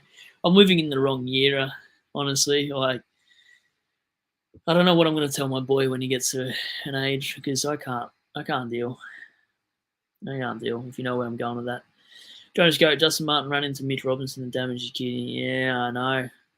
He had a lacerated, I can't even say that word, lacerated kidney. He hasn't been the same. I think also things with his personal life got out of hand for obvious reasons. So the poor man's probably feeling it emotionally, I would say, man. To be honest, I think that's what's actually put him off footy a little bit, potentially. Who are you getting rid of? Bo, I'm probably getting rid of Marshall to Gorn. And then I'll grab a rookie for Mass or somebody. So that or I'll go 2 rookies and to a primo and get a downgrade in Rogers. I haven't looked at it on paper. I have to look at it in my team review, discuss it further then. But yeah, I don't know. Marshall, Sharp, Mass, Power probably have to hold a week. I can't do anything with that. Although you've given me an idea. I could do Marshall and Powell. I got to throw up magnets, really. Like, I've got to do something to this side, or else you're going to see from a 17K rank to a 30 real quick. I don't want to push out any further than 20 for the rest of the season. So what do we got? Maybe I can do something nice with Marshall and Powell and skip on a rookie. So even Marshall and Powell only give me 970. I got no cash in the bank. This is why you probably should hold 50K aside every week. But I could do something with that. I mean, and then trade Sharp and Mass the next week, potentially. If I grab... I'll have a play around with it. It's such a hard one.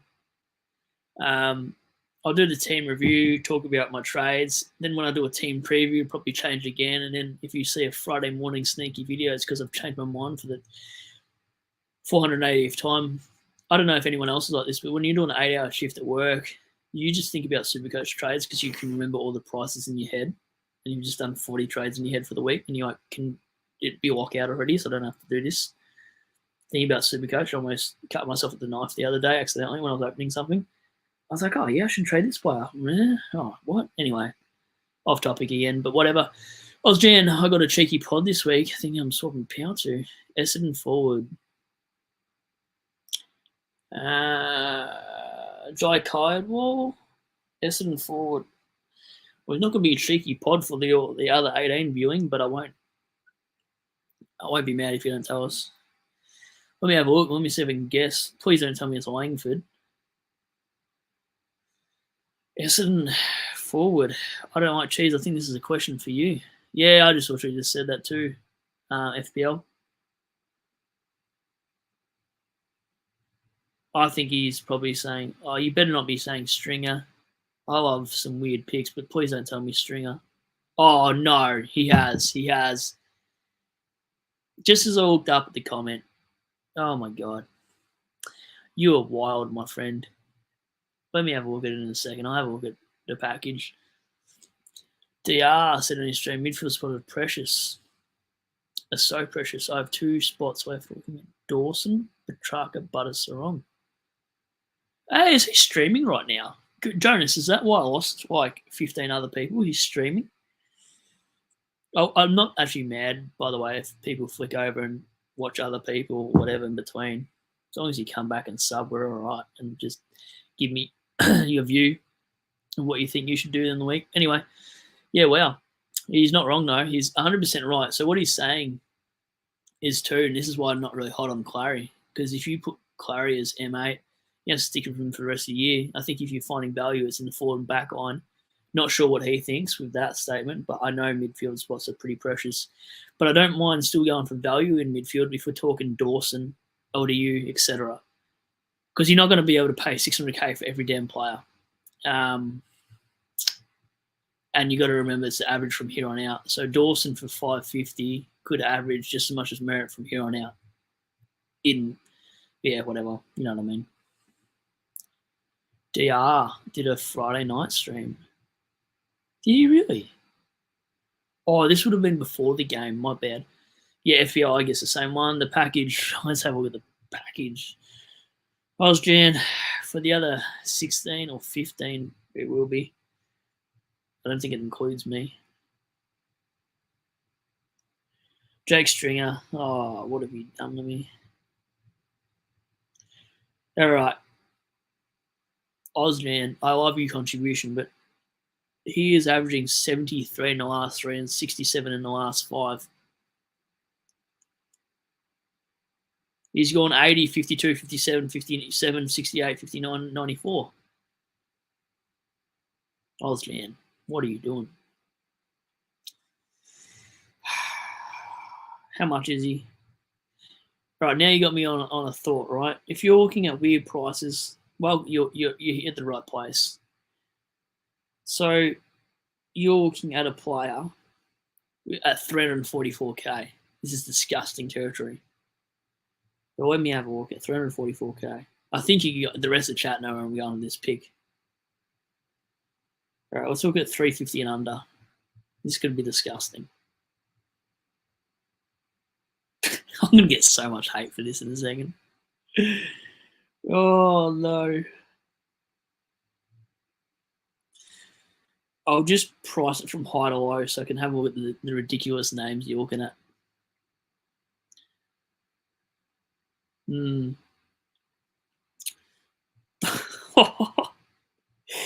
Oh, Jen, don't do it. This is terrible numbers. 350k. Can anyone guess who's 344k that's going to be about... Wait. All right, chat. And there's a break even of 97. If he scores a 55, he's going to get always 20k. He could be 320k. He could get a low as 305k in a couple of weeks' time. And in 5 weeks, he plays Richmond. And you could go like Cadman to this player without any money in about 3 weeks' time. You know what's crazy, though? This player I'll talk about in a second. I'm waiting for him to go on a heater. Yes, FPL, correct.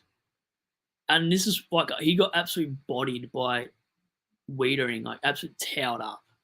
But the bloke's going to be 285, 290k. I might go Cadman to Hawkins and loop him every week with Livingston in my forward line. Especially when they play Richmond. He might go here. Like, this is Tom Hawkins, and this is disgusting. Well, I'm only bringing this up because Ozjan is looking at the package. Tom Hawkins average in SuperCoach. Oh, man. I don't blame anyone for jumping off right now. Oh. This is his average in SuperCoach if he gets to 280k. Far out. He's 36 this year. What a player, though, he's been. Like, if I'm a Geelong fan, like, I'd be... This is Hawkins' last. Let's go from 2018 onwards, though, right? Hear me out, chat. If the viewers go to 3, it's okay. I'm not worried. 101, 85, 105, 93, 94, 78 last year. He's down at 60 right now. But if he goes for 285, I promise you I'm picking him up before he plays Richmond. I don't care. I'm happy to whoop that bloke for 280k for Cadman. Wild, I know. He's got to let the cat in because she's being a pain in the ass. What do you want from me? Anyone else in chat have a really annoying cat that wants to cuddle you but always wants to be fed every 10 minutes? Anyway, I don't know what's worse, Osman, you suggesting on the package or me suggesting Hawkins at 36 years old or package who's got soft tissue injuries for days. Fixture's good though. No, Osman, don't do it. It's worse. It's just as bad as my Hawkins talk. Contract year. Oh, no, GOAT. Yeah, I know. DR stream on Friday. Yes, before the game. Yeah, okay, it was before the game. Thanks, mate. FPL Down Under, he'll be a pod because nobody else will have him. Yeah, because the bloke will do a hammy in 2 weeks' time. Stringer would be a good pick. This is a good opinion because this bloke's from Essendon supporter, so he sees it clearer than all of us. He played the mid-forward role every game, but we have too many mids running through there. Totally agree. I'll get the CBAs later, but absolutely. FPL, always on board when you know I'm talking about yucky players. McKercher, yeah. I don't know if we could go there. Are you going to go there, Jonas? Would you go there? I know, Ozjan, they're both bad. But just, yeah. Oh, well, I got to stop talking about Hawkins. You'd think I'm a Cats man. Sabrina, what do you think about these people here? Anyway, she just looked, she had, what do you call it? I just feel like one of her hairs near me. She got stage fright just being on camera then. Can't believe I just put her in there. She jumped up. Anyway, yes, I have 4 Cats. Yep. I've only got 1. No, I know what you're talking about. You're talking about Cats players. Who you got? You got Jai Clark. Oh, please tell me you got Jeremy Cameron. Let's talk about Jeremy Cameron. Where did my phone go? Oh, my phone's over here. Jeremy Cameron's one I like, actually, if we're talking about good players. For your forward line. I'm not taking the Mickey. I generally like Jeremy Cameron as a pick. 500k scores for Jeremy Cameron before I lose everybody about my weird yuck picks for 280. 120, 57, 61, 101, 140, 59, 129. For value, though, I think I actually like 476 Harry Mackay. 476k, 130, 112, 137, 75, 73, 101, 93. Mackay, that's the players we should be talking about, not anyone else. But Jezza, I love Jezza. I've always loved him. Works high up the ground, and he's an absolute game changer. Just go, there'll be a few cheap rookies this week if there was no. Yeah, I know. Yep, we're talking about McKercher here because that role change again.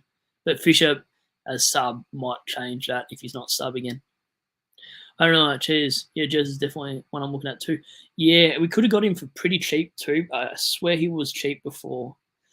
Jeremy Cameron gets down to low prices, and that's what I like about Jezza sometimes. I thought about him. I'm not even capping. I thought about him when he went to about 432 after that Dogs game around there. I saw that he was sitting at that price. I was like, do I go there? But I can't remember who I got instead. But I'll tell you what, when he's got some more GMHBA games down in Geelong, he's one for the picking for sure. Next couple matchups are tough though. Like you have Lever and May next week, so expect a 50. But his break evens 101, so I don't have to look there now. The forward line in general, what do we got? I think the forward line, like Harry Mackay's number 3 in your forward line for averaging is 476. He's 100k cheaper than everyone else around him. Please, no one in chat ask me about Elliot Himmelberg. Don't even do it. Waterman. West Coast have been up and about. I don't know if I trust Waterman, though. I don't know. Is West Coast rules still there? Would you go Waterman? Last 3 have been amazing, but are they always going to be competitive? Hogan, yuck. Rankin, yeah. The forward lines is disgusting. No wonder people are talking about Fife. His 15th ranked forward. He's got an average round 3 of 96. Dylan Moore, I think, is still the best shout of the night, chat. Honestly. I wonder what my SuperCoach numbers would be for doing a 3.5 hour live stream. Craze Fit, did you hear what Abs said? He's going to kill me. Why is Abs going to kill you? I haven't heard. Jonas Goat, Jezza can be the best player in the comp for a stretch, but then something goes wrong. His scores are pretty average. Probably because he gets the best key defender every now and then, I'd say. Jonas Goat, would that be good enough for you? I don't know, like, Cheese, are you interested in tracks soon, or are you looking to move for value? Yeah, thanks. Just stem us on the right track here, Cheese. I've been getting off topic about who they think the toughest player is, etc., or whatever. Melbourne, Petrarca. Yeah, okay, Petrarca numbers. We should probably talk about this. He's got a 188 break-even, Cheese, as you can probably see there. If he scores 116, he goes down another 30k, so that's probably where I'm talking about. 560 is where you want to pick him off for. The run you guys are talking about too, so you could probably wait until round 10 when they play West Coast. But if he gets a 116 and then a 107, he's going to go down to 558, and that'll be the peak of his price. Then he plays West Coast, St Kilda, and Fremantle at 550. You're taking truck, so you're probably leaving a spot open there for him if you can. And he could get forward status. Who knows with Simo? Anyway, West Coast rule. He's got a point to prove this year, and he's the fittest he's ever been. Oscar won't be back, so if you're brave. Okay, we're talking about Waterman. I'm not brave enough to do it. Not with that haircut, mate. Have you seen that freaking thing? Only a head a mum could love. Sorry, Waterman, if you're watching. Why are you watching, Waterman? Trying to go see how he goes first. Yeah. Yep. Wait, who are you talking about? Jonas? I think you're talking about Jeremy Cameron, I'd assume. How the hell have I almost been doing this for so long? That's nuts. My team review might have to be posted tomorrow night. Petrarca. Sorry, Jonas. I got a memory span of a goldfish. Hopefully, yeah. Yep. All right. Oh, yes, another Tigers man in chat. That's what I want to see. Here we go. SuperCoach questions. Still bring him in if you want, because I'm going to go shortly. I know I've said that so many times, and I'm going to go on for 3.5 hours. Don't forget to give this video a like. Alex says Williams and Cadman for Rao and Garcia Bulldogs. I think it's okay. Just my concern that the Garcia could be sub when Weber comes back, and if Sanders is back too, I think there's a high chance he's sub. I think Dale gets dropped though. Umara comes in. Waitman's job security. Garcia's job security should be all right though because of Waitman, but I'm not sure if he plays the forward pressure role like a Waitman would. So I don't know. Really hard to get a gauge, but he's probably the best cash cow this week. Who's going to make more money actually, Garcia or Rogers? I don't think I've had a look at this. Okay, chat. So what do we got in here? Let me have a look. Players. Is this the longest stream anyone's done on SuperCoach, by the way? Just anyone know? Because this is insane. I need an award. Somebody give me an award. Make one, and I'll come to a game with you. I'm not serious. Okay, Gold Coast.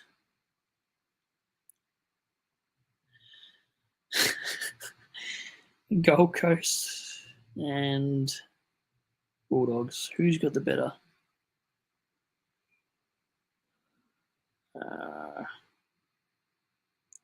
So I'm just trying to player compare. Okay, my friends, Garcia, 74 break even, 125k in your forward line. Scores of 45, he goes 54k up in price, so we get to 175.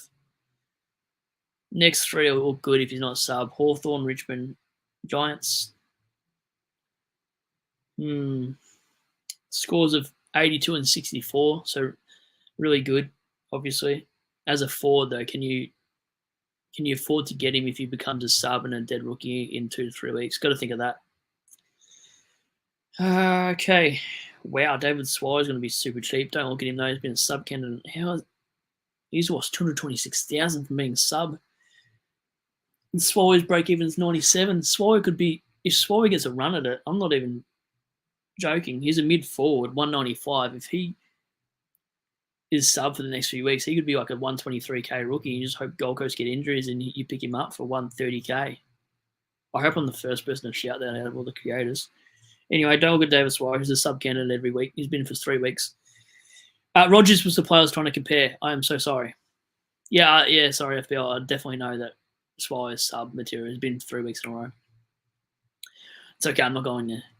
Anyway, Jake Rogers is where we're meant to go with this conversation. 148,000 negative break even of 41. So Garcia's got a better break even. He's 25k cheaper, but he is a midfielder. So if he does become a dead rookie, it's not as bad as a forward dead rookie because people might already have his Sextons, etc. Far out. I was going to go now. I've got heaps more questions, so I'll keep answering them, and then once they dry up, I'll go. Jake Rogers, so 28.98. So we've seen a better ceiling. We've also seen a 28 against a good opposition. But his next 3 are Brisbane, North, Cats. I think I've got to do 3 things this week before the round starts. A Garcia profile, a Rogers profile, and a Dylan Moore profile. And then I can give a clear view of what I think about all 3. Just in general. But, yeah, anyway. My bad. I've gone off topic. Alex Williams and Cadman for round. Yeah, sorry. I was talking about that. Sweet. Bring in sweet this week, guys. 435 for a forward. Already have 5. Okay. I probably, when I look at this price, I'll probably look at 3 round averages.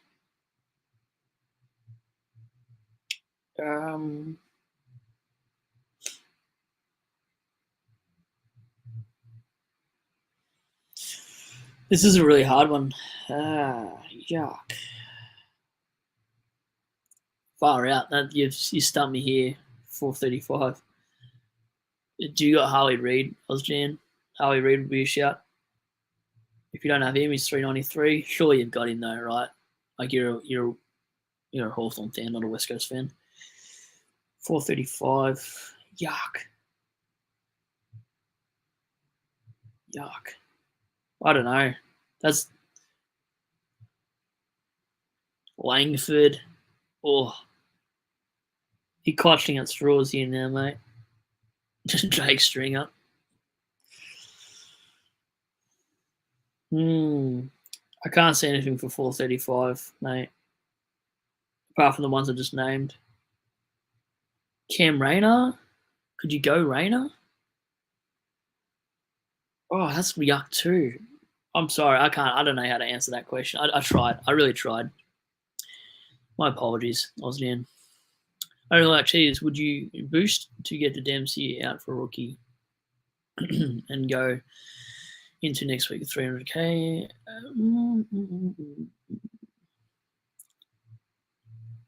I wouldn't boost to get Dempsey out. I had to think about that as a whole. FPL, I don't know about Rogers. He scores more than because he played well. I know, but he looked good. West Coast or not, he looked good. He was more impressive than Garcia. Way more impressive. What do you think, FPL? Give me your thoughts. Bo Brown. Okay. Laird, Anderson, Ward, Josh Kelly, and Nick Martin. Can only pick 2. Why is Ward getting a shout, my friend?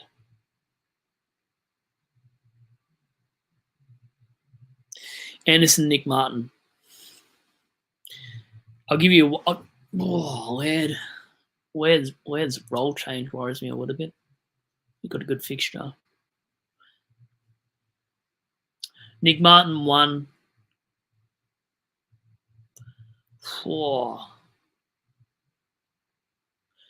2 Laird, 3 Anderson, You could probably 2 and 3 could really swap. Probably go Martin, Laird, and Anderson. I don't know why I see Ward's there. The Josh Kelly's number 4. Probably Nick Martin and Laird, or Nick Martin and Anderson. Probably Nick Martin and Anderson, actually. Gold Coast have a good run, so sorry it took me a while. I had to think about it. And Jonas Goat, SuperCoach Content Creators Challenge, longest stream. Who can down the most beers in a stream? Oh. Let me guess who I reckon would.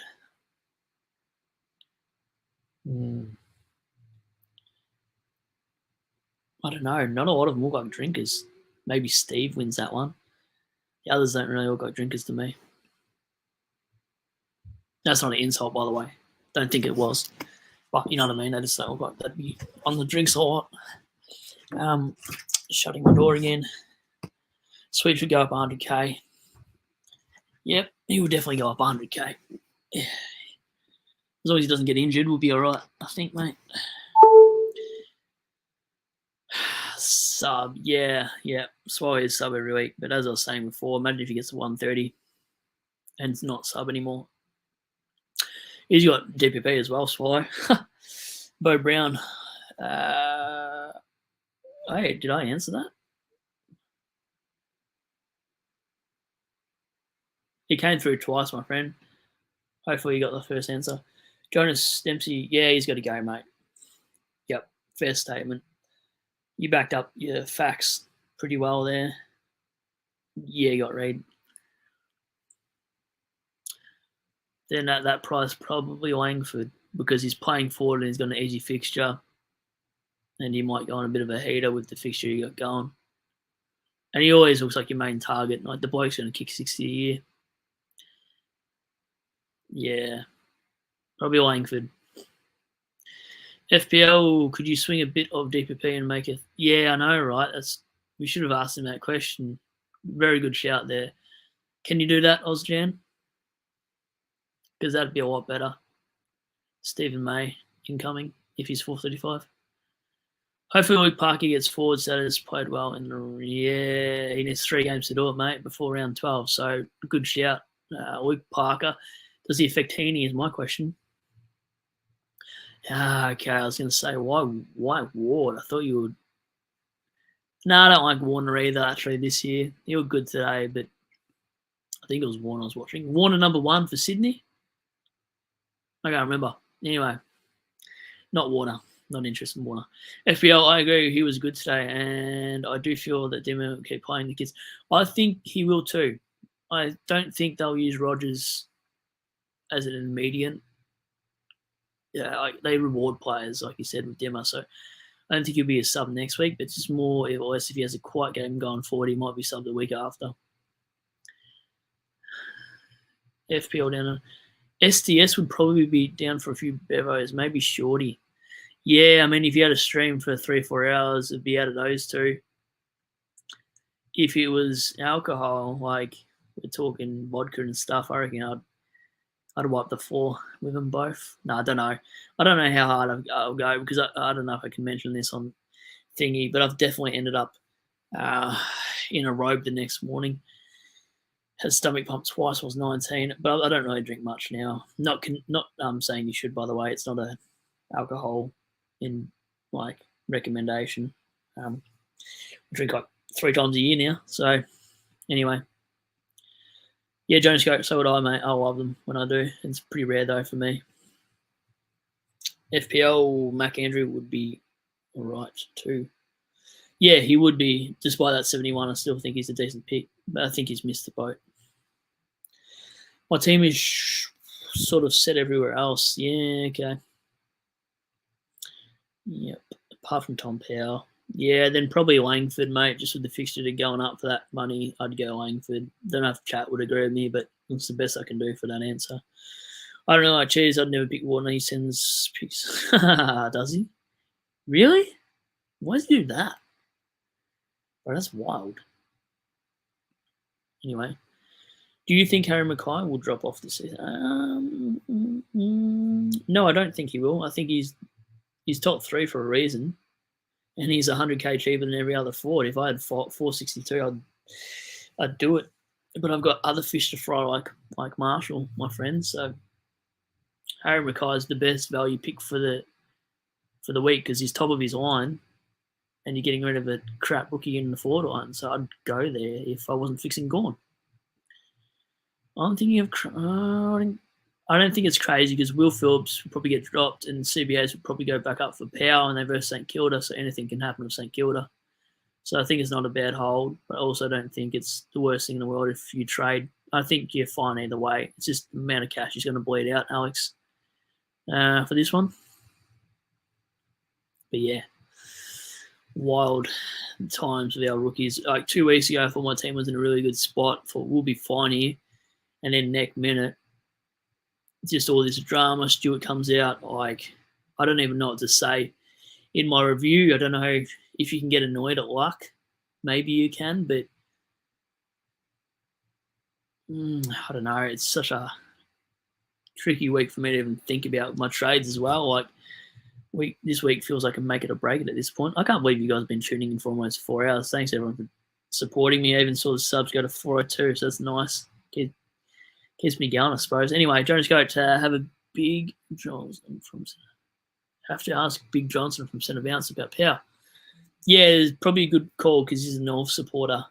So you get a more take from him. I'll have a look at his CBA numbers later actually and see what they got reduced down to. But if Phillips has dropped out of that side, we might be all right. I don't know. Hard one, isn't it? So hard during the start of the week because things can happen so quickly. We find out Tuesday that injury list, and that might stem a lot of trades other ways anyway. So it's even hard to do jump on and jump off because if I do it on a Monday or Tuesday, it might be slightly different on the Thursday because like Sweet's the perfect example. No one was considering trading in Sweet, and we hear about the news late in the week, and like a jump off and jump on segment almost seems irrelevant sometimes because someone's been named out for 8 weeks and it could be in any given line. So it's hard to do. I'd never do a Sunday night or a Monday jump on. But yeah, what do you do?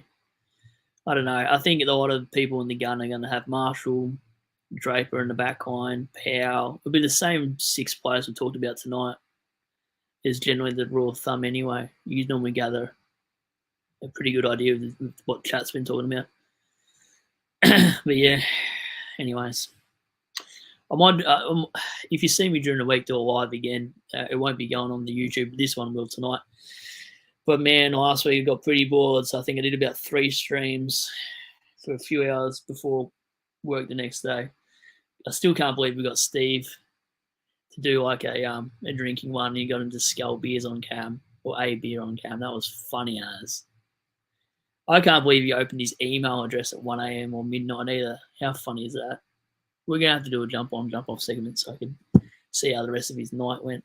But yeah, pretty funny. I think I'll go for 5 minutes and call it there, chat. Like it's 10:30 just about. What the hell? Anyway, I don't think I'll do a team review tonight. I think I'll do a team review tomorrow morning, and then I'll post it maybe Monday night, and then I get a bit more of a clarity what I'm doing on my side. But I do thank you for all your comments as well. Like you've given some trade ideas to do. A lot of you in the consensus to bring in Gorn as well for Marshall. So you guys, I take your opinions highly. I actually really like the chat. It's pretty solid in there. There's nothing ever dumb and outrageous. So hats off to you guys. You guys got a lot of credibility there. West Coast rule. Cheers, Brad. No worries, mate. About a call tonight. So thank you. Osjan Powell, here we go. Here's a good stat for us. Powell had barely any CBAs and none came in the first half from memory. A couple came in junk time, but it looked like they were going for a different mix. Yeah, that's the thing, isn't it? He will change the magnets around. Like we saw Combin last week get thrown forward. But yeah, the game was already dead and buried, so a lot of scaling just went to Adelaide. But it is concerning. But yeah, anyways, I'll say goodbye to people in chat, and then I'm out of here. FPL Down Under. Thanks, Brad. Have a good one. Yeah, thank you, guys. Thanks for everything. Thanks for all the new subs, too. And liking the vids, etc. I really support, really, you have no idea how much it keeps you going. I don't know what. I don't know what. Geez, sorry. Says thanks, Brad. Enjoy your night, man. You too. You too. Alex, have a good night. Yep, you too, mate. Jones, go. Catch you next time. You definitely will. I'll put a schedule out for the team review. It might be a bit of a mad upset one, but whatever. Ozjan, catch ya. Catch you too, mate. Enjoy your night. Thanks, everyone, for tuning in for almost 4 hours in and out. So it's been fantastic. I'll catch you on the next one. And I'll do another Sunday Night Live, same time after the last game. Although, just quickly do before I go, that might be a real late one because old mate was saying in the comments that the last game of the round is at 7:10. So I certainly won't be doing a 3 or 4 hour live stream. It'll be done after that last game.